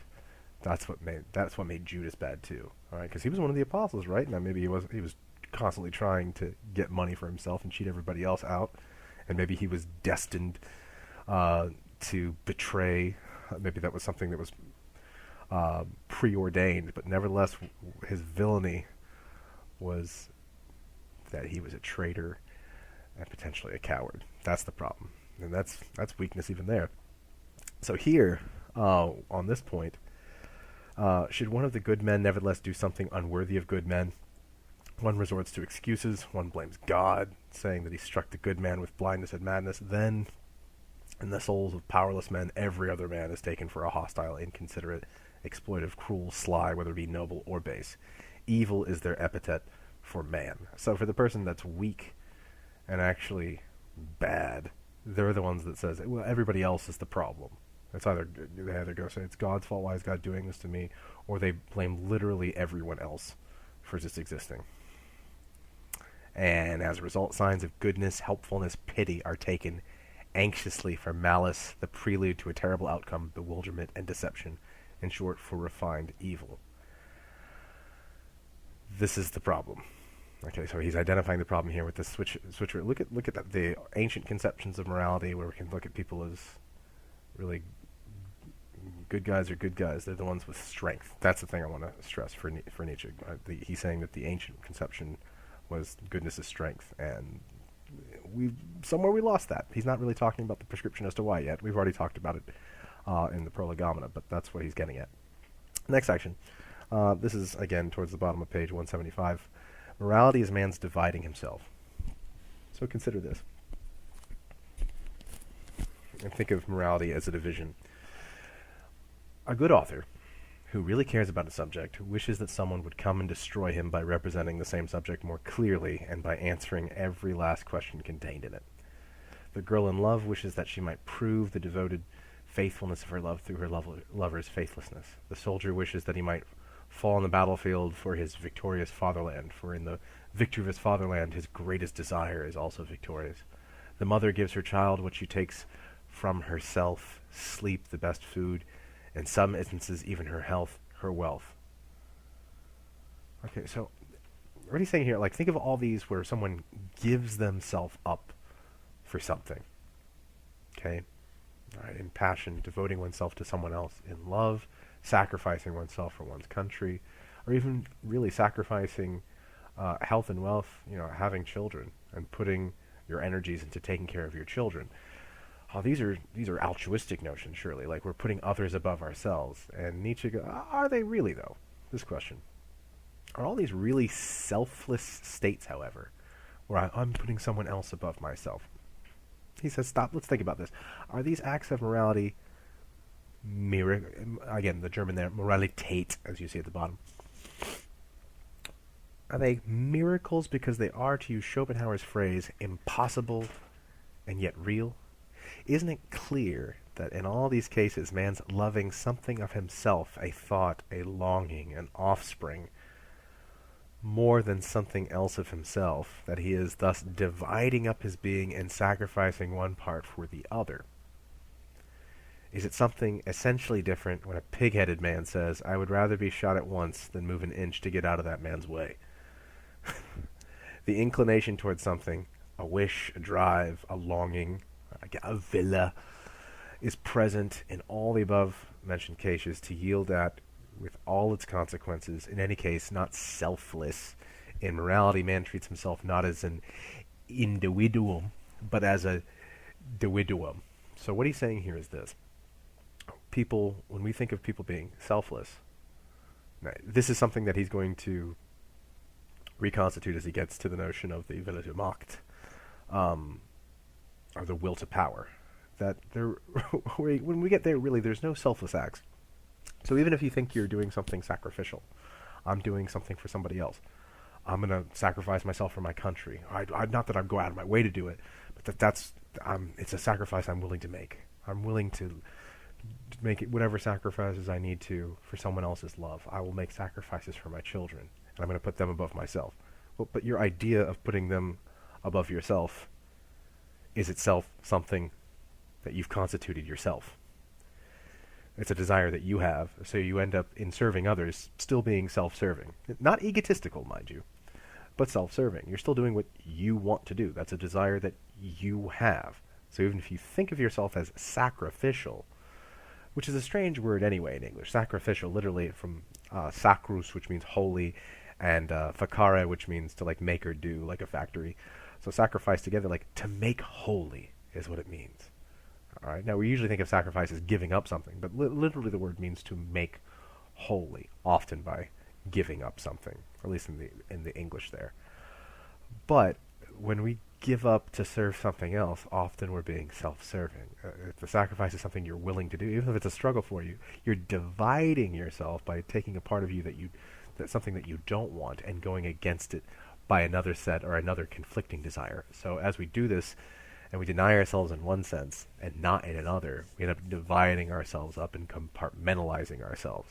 This is going to result in some resentment later too. Remember, Marx said that we experience various kinds of alienation, and this results in various kinds of compartmentalization too. That's the nature of Entfremdung, or alienation. Or there's home you, there's work you, there's you trying to get to sleep you. Nietzsche, same thing here. There's different versions of us which end up competing with ourselves. This ends up being a problem too. I want to move on to a little bit more where he talks about morality. There's a little bit on the notion of justice, where he channels Thucydides. I would encourage you to read it, but I'm going to skip on to the next one because I think it's more important for our purposes here. Mores and morality. I might come back to that earlier bit in a second. We are on page 176. To be moral, correct, ethical, means to obey an age-old law or tradition. When we talk about having morals, usually that's what we mean. Is someone doing the things that we've established for a long time are good? And when we say someone's immoral, they're doing something wrong, we mean they're doing something that we haven't, that's not traditional. Now, it might be something that's established for a while, because I think as we get into the 21st century and things get faster, there are a lot of things today that are considered immoral positions that 10 years ago would have been considered completely normal, that now are considered immoral, but it's still the same kind of thing. Like, do you fit in with the big model? Typically, it's been, for the past 2,000 years, at least in the West, it's been at least notions of Christian morality generally construed. Recently, we have that mixing with kind of what I'll call a kind of, at least in the United States, a kind of neoliberal morality as well, where there's a lot of social liberty, or liberty on social issues, where people can marry who they want, love who they want, project themselves how they want, identify as they want, and that's perfectly fine. Whereas I say 10 years ago, that was not considered something good, and 20 years ago, a lot of people were downright opposed to it. Now that stuff is taken as fairly normal, and sometimes in conjunction with those previous values. But if you go against that today, you're probably going to be ostracized for it. And that's where mores fit in. I'll just say that. So, are you fitting in? Are you touting the orthodox line? So, but nevertheless, whether one submits to it gladly or with difficulty makes no difference, enough that one submits. And that's how we take goodness to be. So here's the deal. Like, so let's say something like, you say something like, let's say something like, abortion is good. Right? Now, you might disagree with that proposition, and many people disagree with that proposition. That's fine. And really, we could actually take either side of the spectrum here. In fact, let's do that for a moment. Let's say we have someone of a more liberal persuasion. They say abortion is good. Someone can believe that passionately. You should shout your abortions. You should be proud of it. You should go out like it's something. It's a good, and they're very loud and vocal about it. Great. Let's say someone says, "I'm not really a fan of it, but I support it." It doesn't matter. You got the right beliefs. You're good. On the other hand, you could have someone that believes abortion is a moral evil. It's terrible, and they're going to show up at clinics and protest. They're going to lobby their Congress persons and senators to vote against bills that allow abortion. They're going to go against Roe v. Wade. They're going to support justices that would be against Roe v. Wade and Doe v. Bolton. Be very, very passionate about it. And in their construal of morality, that's good. That's the right way to think. And as long as someone else affirms it, yeah, I think abortion's bad. And it's that. Like, they don't even I mean, I don't really want to say that, but I want to fit into my social group. It's good. Like, listen, whether you're begrudging or not, often we think of goodness as, are you checking the right box? And in our own groups, that's the way goodness works. Now, of course, Nietzsche wouldn't have that in mind, but that's often how mores work. Like, whether you're super passionate about a particular belief, or it's kind of, you're indifferent about it, as long as you subscribe in the right way, that's how we often think of morals and mores and morality. Again, we call good the man who does the moral thing as if by nature, after a long history of inheritance, that is easily and gladly, whatever it is, he will, for example, practice revenge when it's considered moral, as in older Greek culture. Today we would think revenge is bad. Then the ancient Greek notion, if you've been wronged, seek revenge. But he is called good because he is good for something. Because as mores change, goodwill, pity, and the like were always felt to be good for something useful. It is primarily the man of goodwill, the helpful man, who is called good. This is part of that moral switch.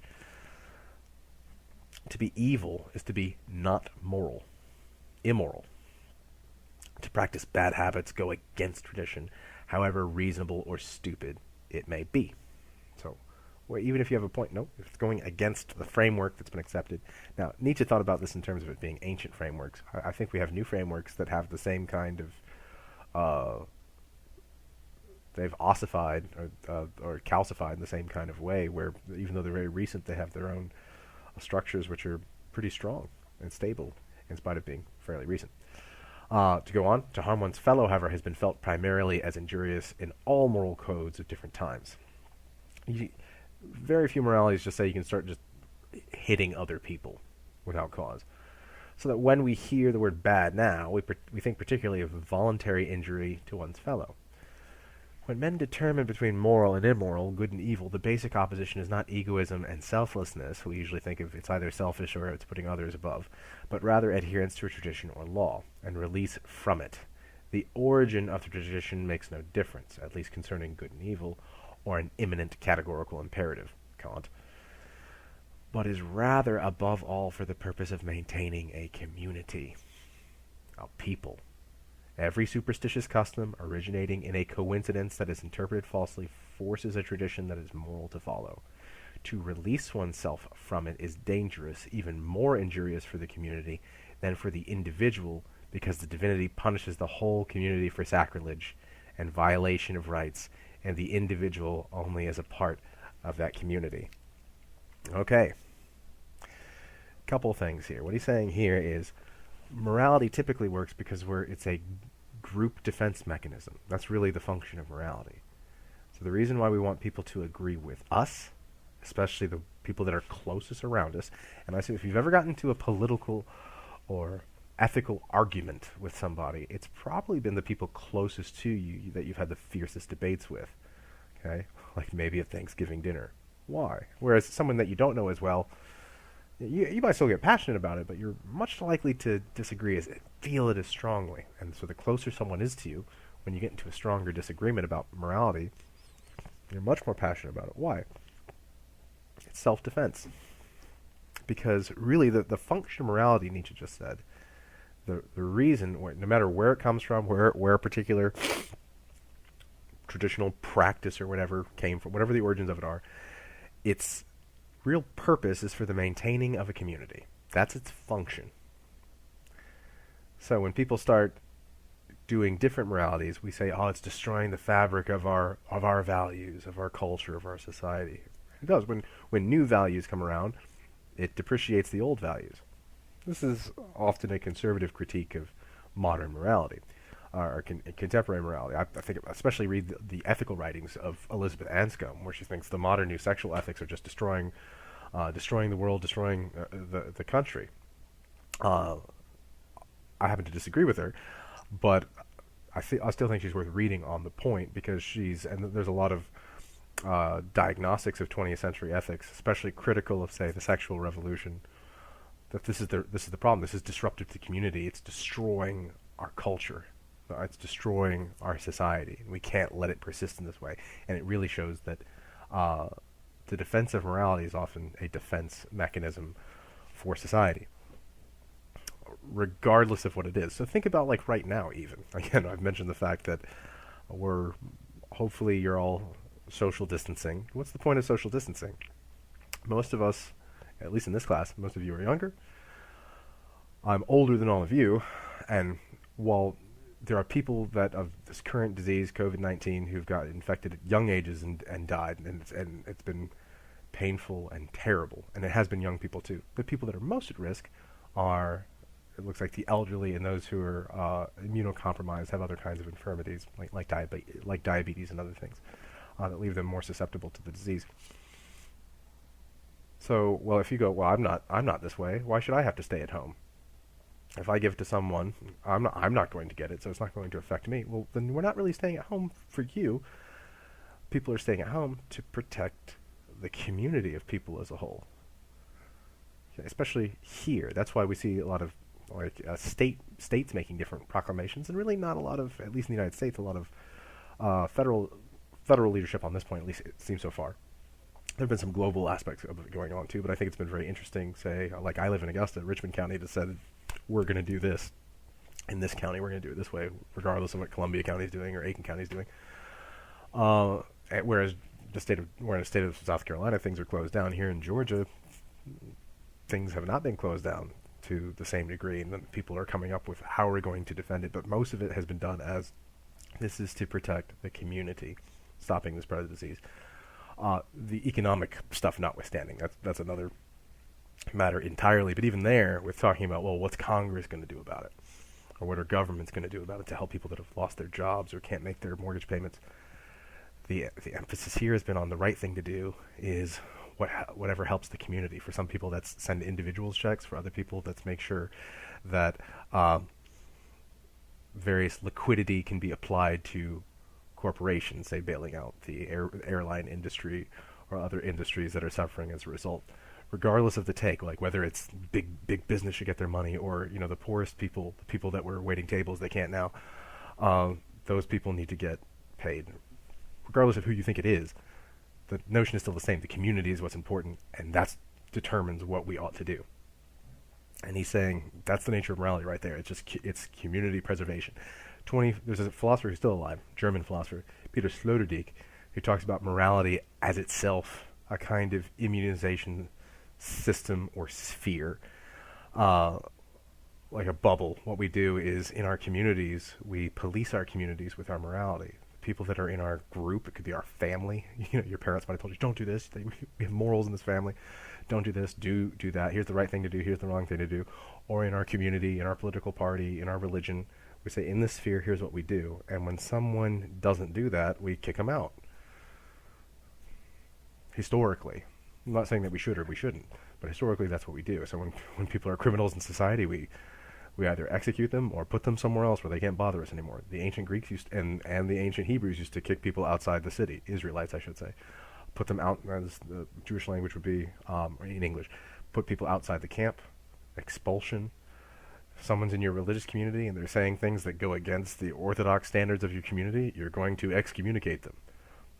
Look at Baruch Spinoza. He got kicked out of 2 religions. It's pretty impressive. We could look at others. Someone who's a heretic. Listen, you're in the community. You're infecting us with your blasphemy or whatever it is. Got to kick you out. Same thing happened to Socrates, purportedly. The Athenians said, what you're doing right now, going around asking questions, disrupting society, it's disrupting and it's infecting us. Stop it. You're not going to stop it? Oh, you'd like free food in the food court, in the Prytaneum. No, I'm sorry, we're going to have to kill you. To which Socrates was like, okay, I still have to be, like he says in Crito, I still, even though it's an unjust application, I still have to be a good citizen. For the sake of the community, there with Socrates. So, that's the thing I want you to know there. Here he's getting at diagnoses that are going to become very important in his later works about, like, here's what morality is and here's what it consists of. He's making a few diagnostical statements here and there that are going to culminate, like I said, really in the later works, especially on the genealogy of morality. But some of what he's saying here, too, also comes up in the Antichrist. So, let's see. I'm going to go forward a little bit more.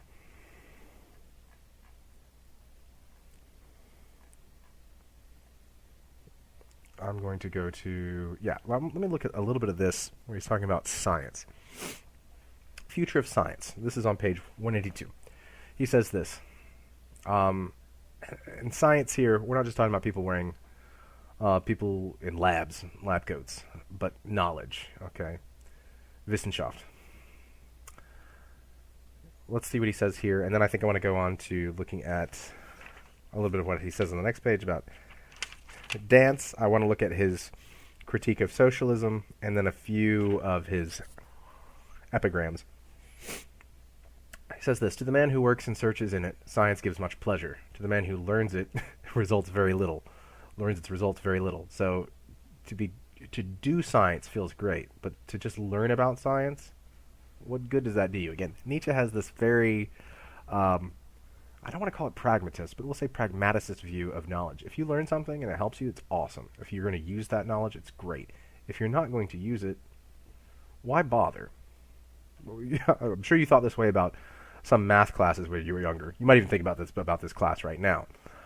But Nietzsche would even say, like, philosophy, if done rightly, can help you hone this edge, and that's why that should be done. That's my view on it too. Even if you're not going to ever take a philosophy class again, or even if you're never going to use philosophy in any way, if it can help you to think about how can I take the things that I need the most and get those aspects and sharpen my skills, that's the benefit right there.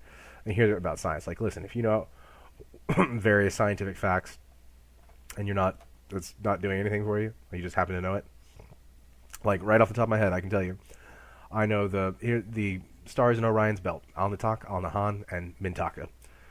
1, 2, 3. Those 3 stars in Orion's belt. I know that.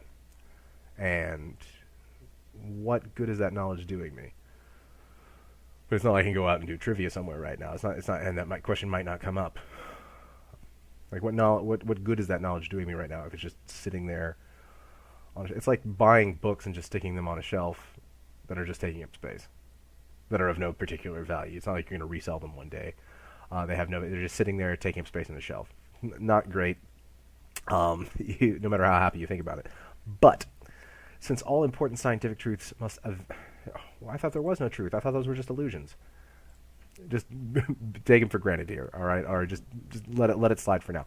But since all important scientific truths must eventually become everyday and commonplace, even the small amount of pleasure ceases, just as we have long ago ceased to enjoy learning the admirable multiplication tables.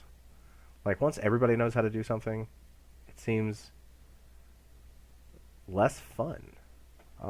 This is true when things become... If you were into something that was kind of niche, and then it becomes popular, well, now everybody's into it. Like, for example, when I was a kid, when I was like in elementary school in the late 80s and early 90s, comic book characters were on a lot of stuff, like lunchboxes, backpacks.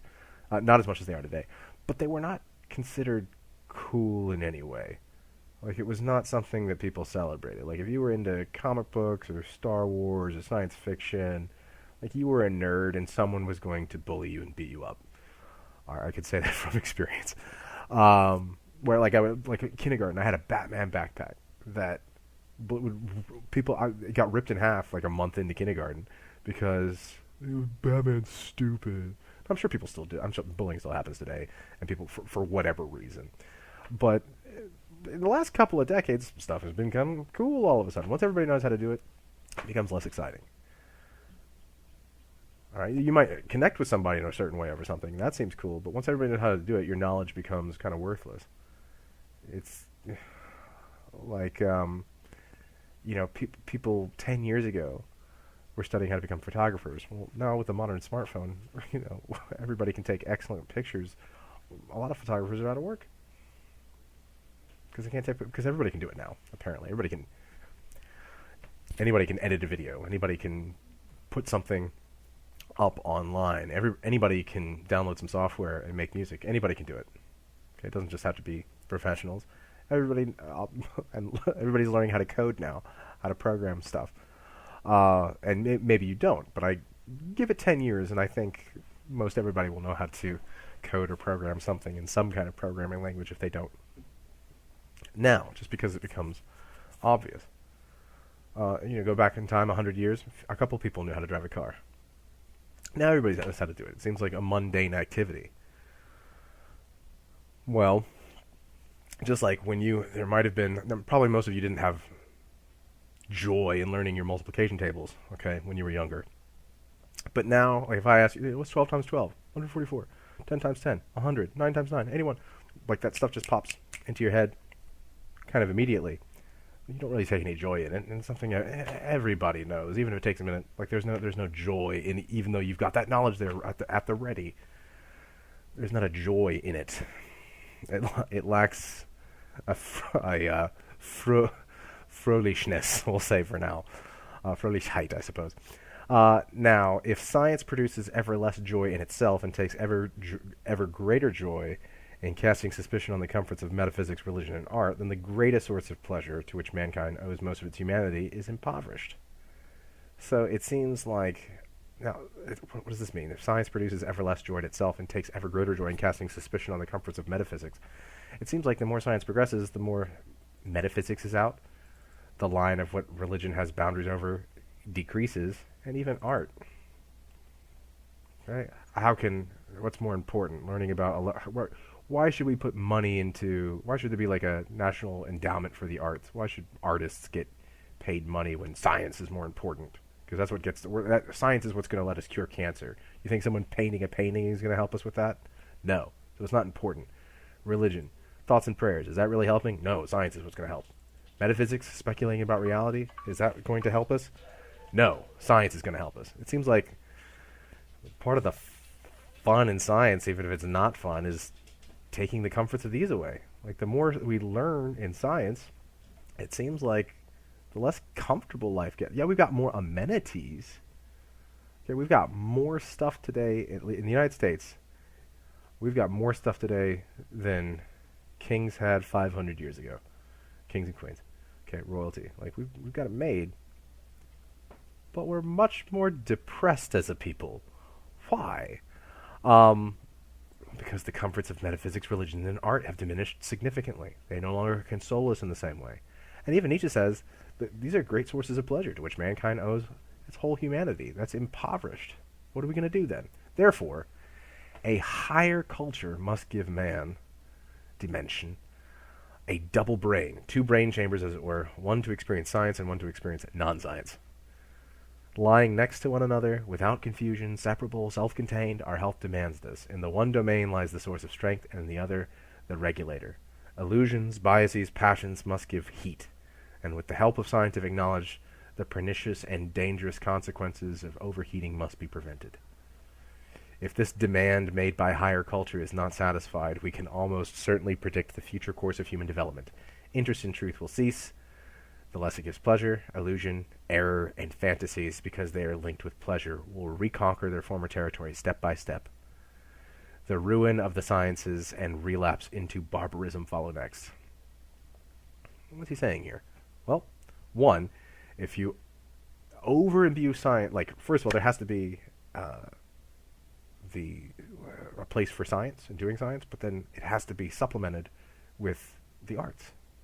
Nietzsche enjoys the arts, and really, like, listening to music, enjoying music, painting, reading fiction, mind you, not just reading philosophy books, like taking pleasure in certainly entertainment, but literature and things of that nature. I would even, Nietzsche would have no idea about it, but like even high quality forms of television or cinema. Nietzsche loved opera, for example, which was a form in his own day that I think most of us don't like very much now. But that's because it's not really popular now either, for the most part.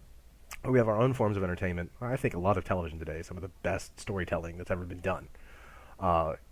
Really, I think there's stuff on TV today. A lot of it's terrible, but I think there's I think there's some shows that are out there that have been just as good as some of the best literature, as classics even. Some of it's forgettable, be gone. Nobody will remember what it is in 20 years, but some of it is timeless.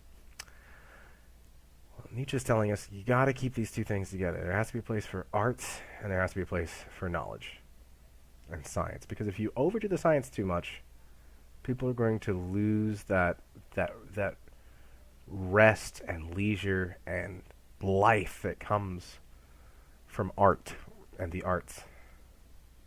And all work and no play is not good. Is what Nietzsche's basically saying here, if you'll permit me that. So there has to be a place for passion and the arts.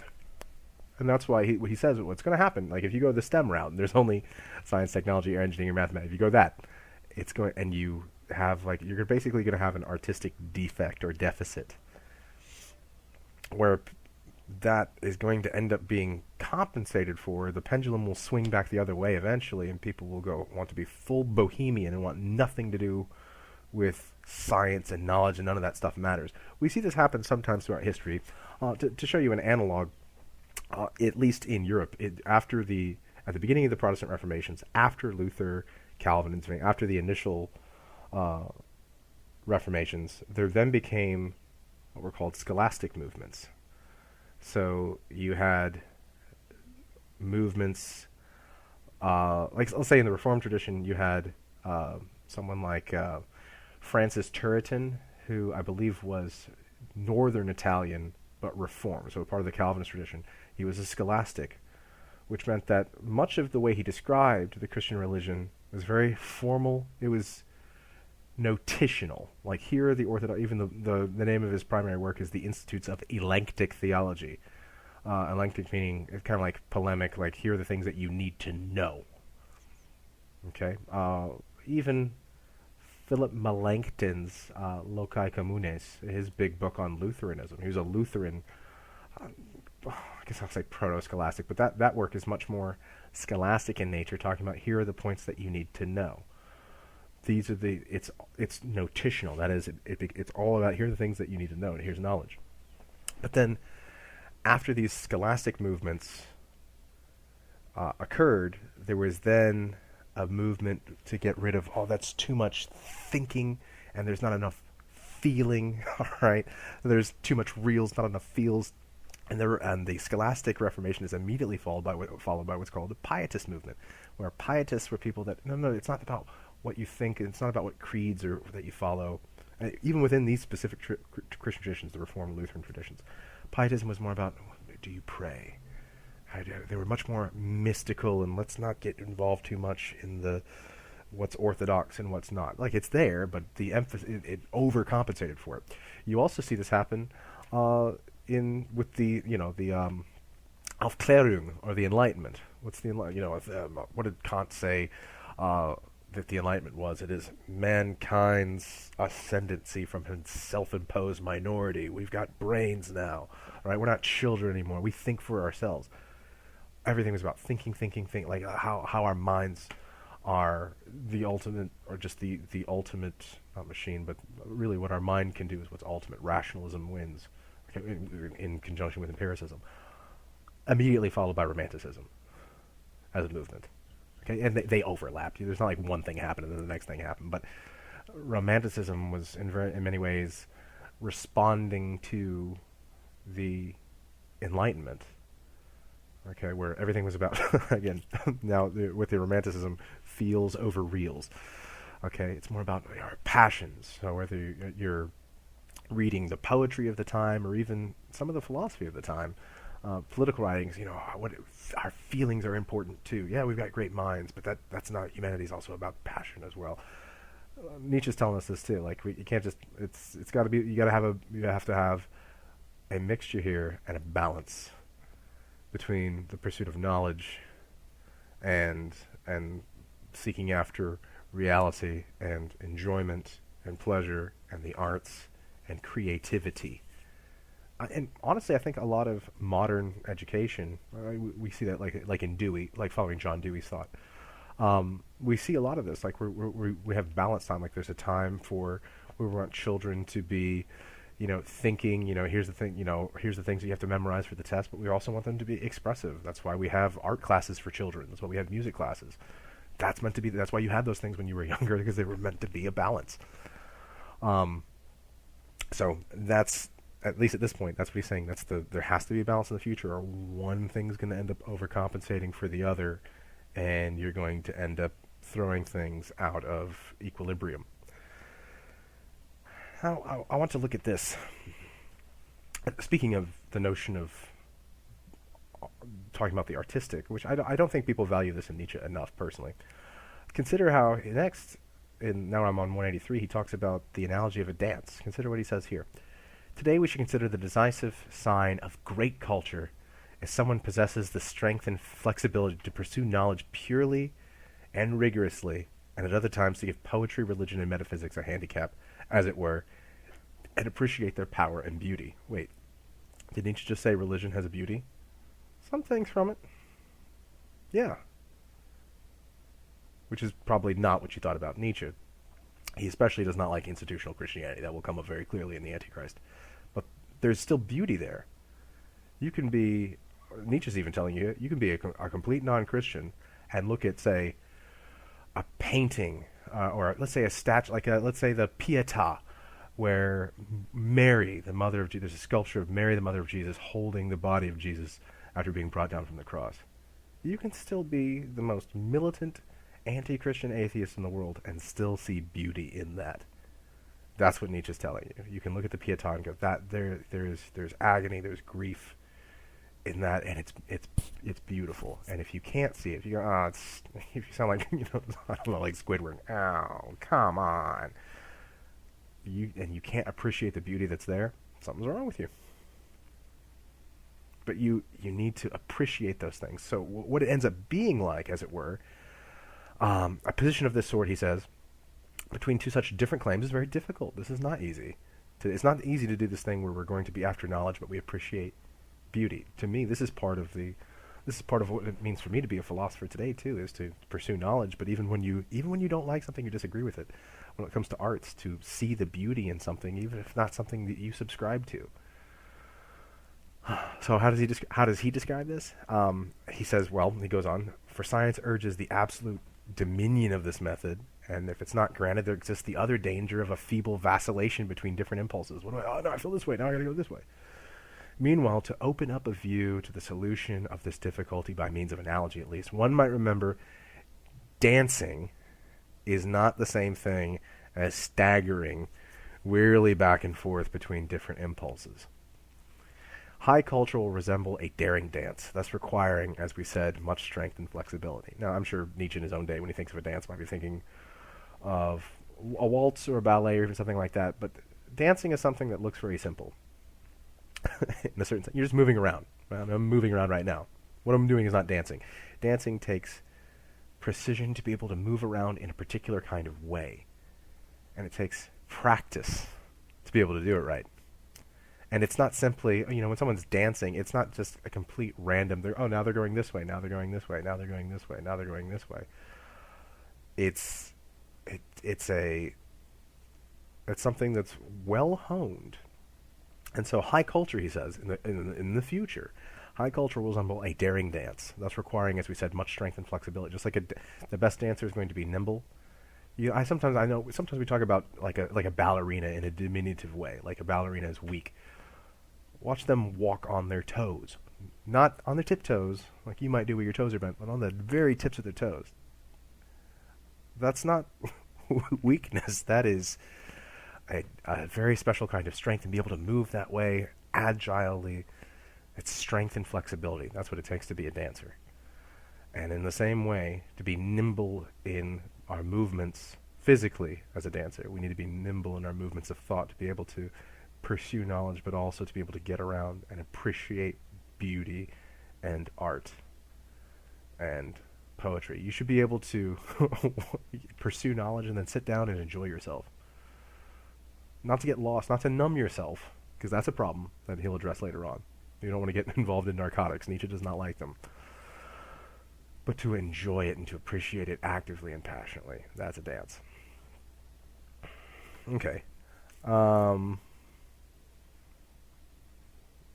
Let's go forward a little bit more. This stuff on religion and the state, he's going to say elsewhere. I do want to look at what he says about socialism, because Nietzsche says things. We're taking Marx, Nietzsche, and Freud. Remember, Marx is critical of religion. Nietzsche's going to be critical of religion. Freud's going to be critical of religion. But their critiques of religion are very different from one another. So here, listen. This is on the bottom of page 185. Listen to what Nietzsche says about socialism, where he would not be.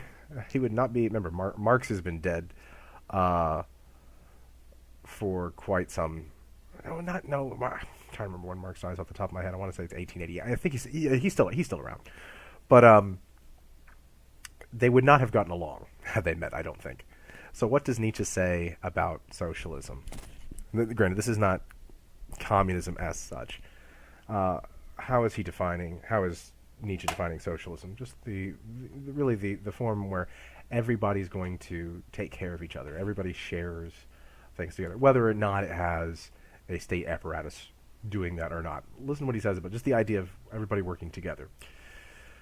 Nietzsche, 185, very bottom. Socialism in respect to its means. Socialism is the visionary younger brother of an almost decrepit despotism, whose heir it wants to be. Thus, its efforts are reactionary in the deepest sense. So you might think of, so often people who are socialists get called progressives. Nietzsche says, this is not progressive. This is, it is reactionary. That's another way of saying really regressive or backwards. 4. Why? It desires a wealth of executive power as only despotism had it. Indeed, it outdoes everything in the past by striving for the downright destruction of the individual, which it sees as an unjustified luxury of nature, and which it intends to improve into an expedient organ of the community. So the problem with socialism is like the individual is completely dissipated to the point where the individual doesn't matter. And Nietzsche doesn't like things that detract from one living one's life. And so if socialism ends up making these kinds of declarations and limitations on what the individual can do, then that is uh, detracting from my liberty. That's despotism. Really, it's like going like, well, even if it's, we talked about Vladimir Lenin, Lenin wanting the people are so stupid, they're not class conscious. They need a vanguard of the proletariat to do the revolution for them.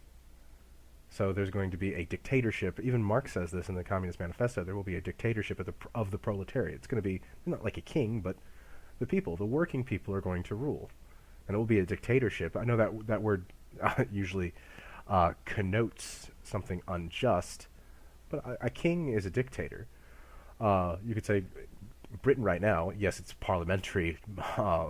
It's parliamentary, but it still has a king. A king, in some sense, or a monarch, is still a dictator of some kind, whether or not their power is augmented or not. And you could even really say, whenever we give up, whenever someone has an injury, you could say a president is a dictator in some sense, no matter what president it is, just in virtue of being an individual power. What he's saying about socialism, though, is this whole dictatorship thing, like where, and even if it's of the people, like the people owning everything, it's nothing new. Like people, like just because it's instead of one person ruling, it's millions of people ruling. That doesn't make any difference, especially if it's not something new. It's not progressive. It's the ancient way of doing things, just reconstituted. Socialism, right here, about 4 lines deep on page 186. Socialism crops up in the vicinity of all excessive displays of power because of its relation to it, like the typical old socialist Plato at the court of the Sicilian tyrant. He's talking about Plato's notion of the politeia, or the republic, where society, that would take a long time to read, but I'm not sure I'd call it socialist exactly, in the sense that we use it. And granted, the word socialist is a multifaceted term. That is, it can mean a lot of different things depending on how the context of it being employed. But definitely, what Plato describes in the Republic is where the society works all together, and there are strictures that where the individual doesn't matter. You kind of fit into your class or your caste, and you're going to do that thing. Reminds me of the Bhagavad Gita. Just do your dharma, whatever it is. Just do that thing for the sake of society, not for the sake of dharma itself. But socialism. But he continues a little bit further down. But even this inheritance would not suffice for its purposes. It needs the most submissive subjugation of all citizens to the absolute state. So we're not talking about Marxist communism here. We're talking about state socialism, the like of which has never existed. So it's more despotic because it requires even more government power. Like, even if it's all the people ruling together in a committee, it still actually ends up being more centralized and even more authoritarian as a result. And since it cannot even count any longer on the old religious piety towards the state, so if religion is gone, because God is dead, and you can't do that anymore. Where people used to say, like even Jesus said, render unto Caesar what is Caesar's. Romans 14 says, God, even the God of Israel, is the one that has instituted all governments on the earth. Was put there, and they have their authority derives from the one true God. Even Paul says that. Well, modern governments can't depend on it anymore, so they can't say, well, God, if there's no God, God's not going to punish me for going against the government, so I don't need to worry about that anymore. Well, since they can't rely on that, having rather always to work automatically to eliminate piety, because it works on elimination of all existing states, it can only hope to exist here and there for short periods of time by means of the most extreme terrorism. So socialism has to maintain itself by being violent in order to sustain itself. Therefore, it secretly prepares for reigns of terror and drives the word justice like a nail into the heads of semi-educated masses to rob them completely of their reason. And after this reason has already suffered a great deal from its semi-education, and to give them a good conscience for the evil game that they are supposed to play. Socialism can serve as a rather brutal and forceful way to teach the danger of all accumulations of state power, and to that extent instill one with a mistrust of the state itself. When its rough voice chimes in with the battle cry, as much state as possible, will at first make the cry noisier than ever, but soon the opposite cry will be heard with strength of the greater, as little state is possible. As possible. So he's saying here that socialism, when in the way that he's talking about, like especially state socialism, and keep in mind this is before the Russian Revolution. That's going to be that's going to take place almost 2 decades after Nietzsche's death. But he is talking about socialist movements when they come in state societies.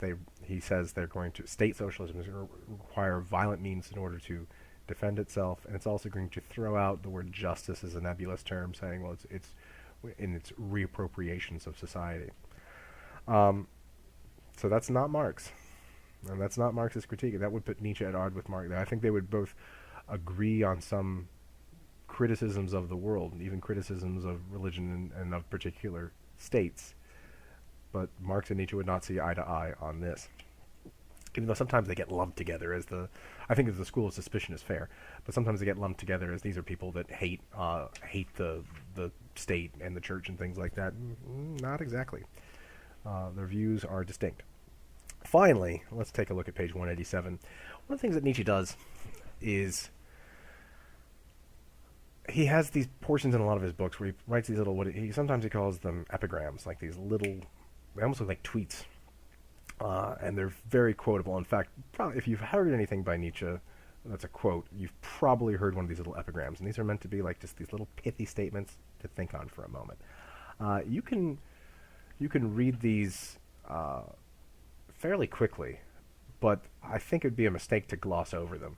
So one thing I'm going to do is I'm just going to read a couple of them and not meditate, but think on them for a moment. So consider the first one here, and these have been edited from the actual book. So what we have in here, these are like clips from the real book, Human All Too Human. Let's take a look at this one. Convictions are more dangerous enemies of truth than lies. Convictions are more dangerous enemies of truth than lies. And this goes back to what he said earlier about when you're really hardcore into the fandom of something, that makes you liable to do things in that pursuit, almost like you're a fan of a sports team, irrationally, then deception. It ends up being more problematic. Let's see. I'm just going to go through some of these. Let's see. The demand to be loved is the greatest kind of arrogance. He's going to come back to that later.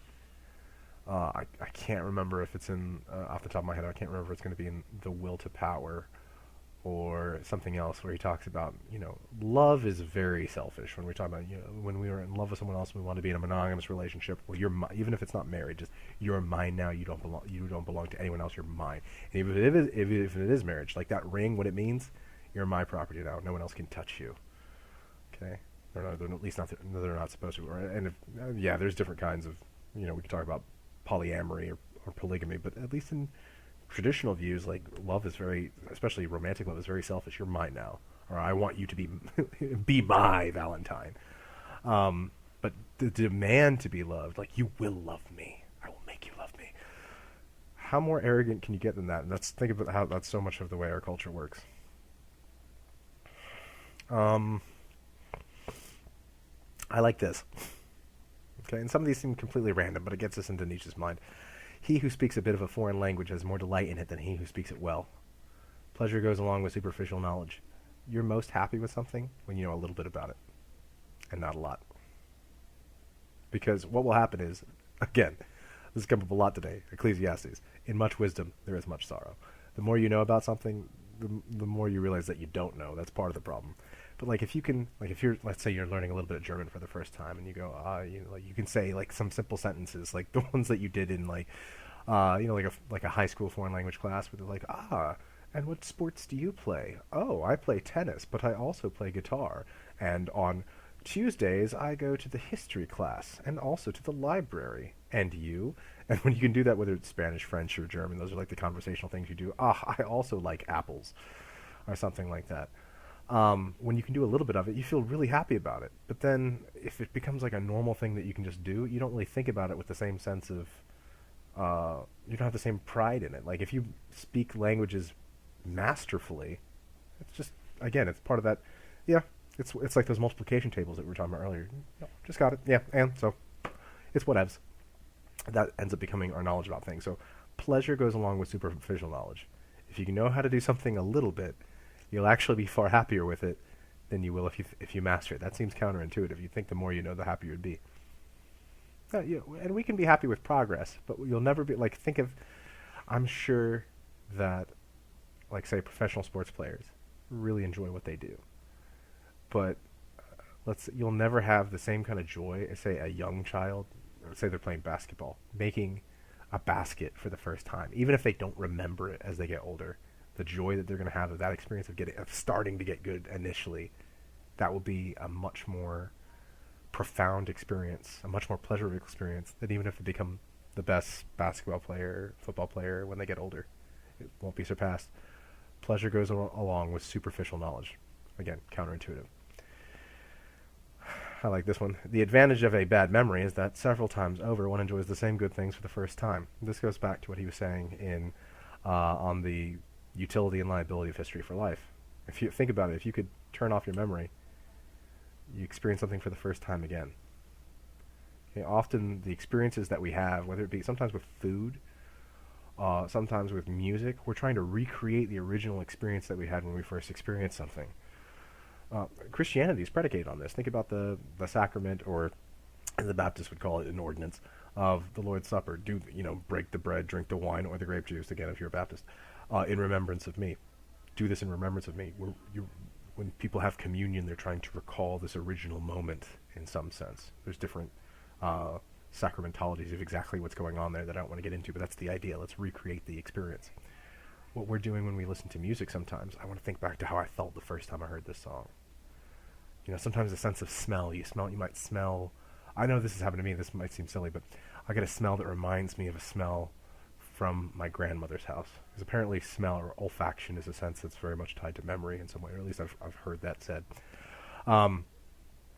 But I'll smell, I don't really, so like a smell like potpourri somewhere might remind me of my grandmother's house. I remember that smell. I like the smell of slightly old books. All right, like I like even in the library, like I like that smell makes me think of things like spending time in books when I was younger. But if you could have no memory and you could do things for the first time, experience something for the first time, because we talk like there's nothing quite like the first time of an experience. That in terms of there's a sense in which sometimes the mystery of experiencing something for the first time is part of the pleasure. And once you've done something enough times, it's whatever. But that's the advantage of a bad memory. Usually we think of a good memory as being a virtue, I suppose.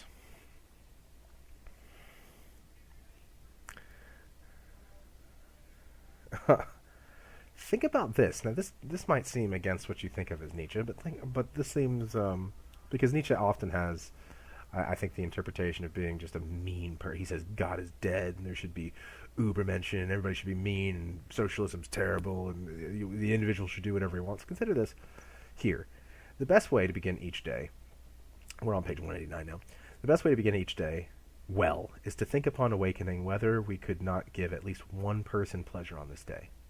If this practice could be accepted as a substitute for the religious habit of prayer, our fellow men would benefit by this change. It doesn't sound very Nietzschean, does it? Or what you might think Nietzsche would say. The best way to begin each day well is to think upon awakening whether we can we help someone else today? Can we make someone else happy? Do that instead of waking up and praying in the morning. Because, again, the thoughts and prayers mentality Nietzsche's criticizing here is that people are doing a lot of talk about, oh, I wish I could help. Dear Lord, help them. I don't need to help them, but you help them, please. How can you make someone else happy today? Work on that. That's what Nietzsche's saying.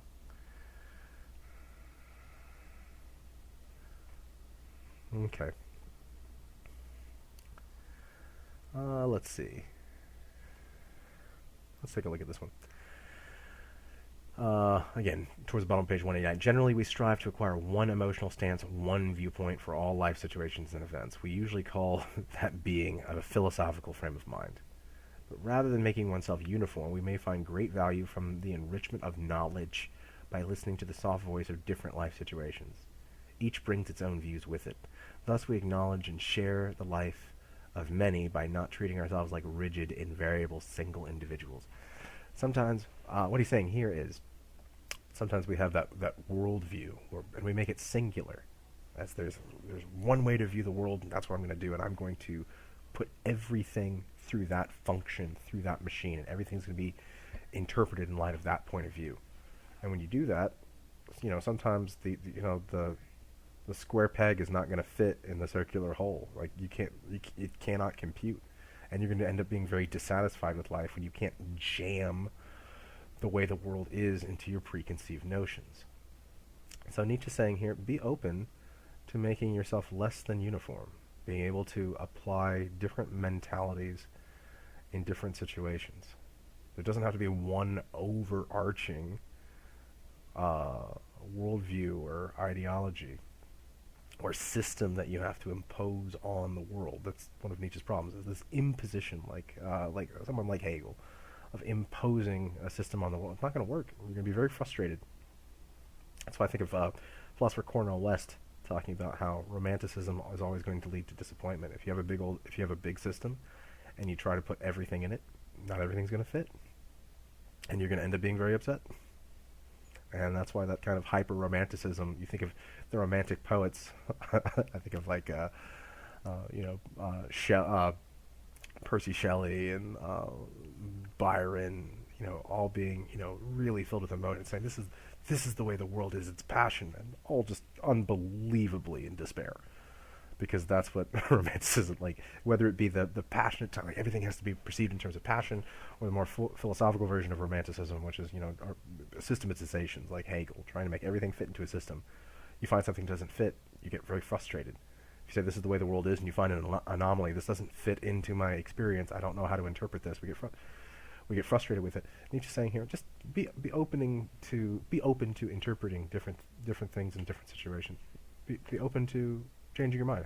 This is, in brief, I think a more constructive way of saying have an open mind, which sometimes can be a foolish expression, I think. The sense of having an open mind as though you just accept everything. No, just be open to this, to looking at things from a different perspective. Nietzsche's going to come up with something called perspectivism a little bit later on, but here I think he's getting at that. Just be willing to try and look at things from a different point of view. I think, and to me, this is one of the most important aspects of philosophy, that much of philosophy is, can we look at this thing from a different point of view? Whether it be cultural, can I look at this from a different, here's the way, Greek philosophy would look at it. What does Chinese philosophy have to say? Are their questions the same? No, their questions are different. Sometimes they're about similar stuff, but, look at things from a cultural lens, look at things through a gendered lens, look at things through a sexed lens, to look at those kinds of things and see how they are different. And again, he's going to develop that into a notion of perspectivism, but he's not quite there yet. And so, at this point, I think that concludes what I'm going to say about Menschliche, also Menschliche. But what I want to do now is I want to point you where to look next. So where we're going to look next, and I'll be doing a video of this on Wednesday, or it'll be up by Wednesday probably, and that is the Gay Science, which starts on page 207. That's Die Fröhliche Wissenschaft, and that's 1882, so it's about 4 years later.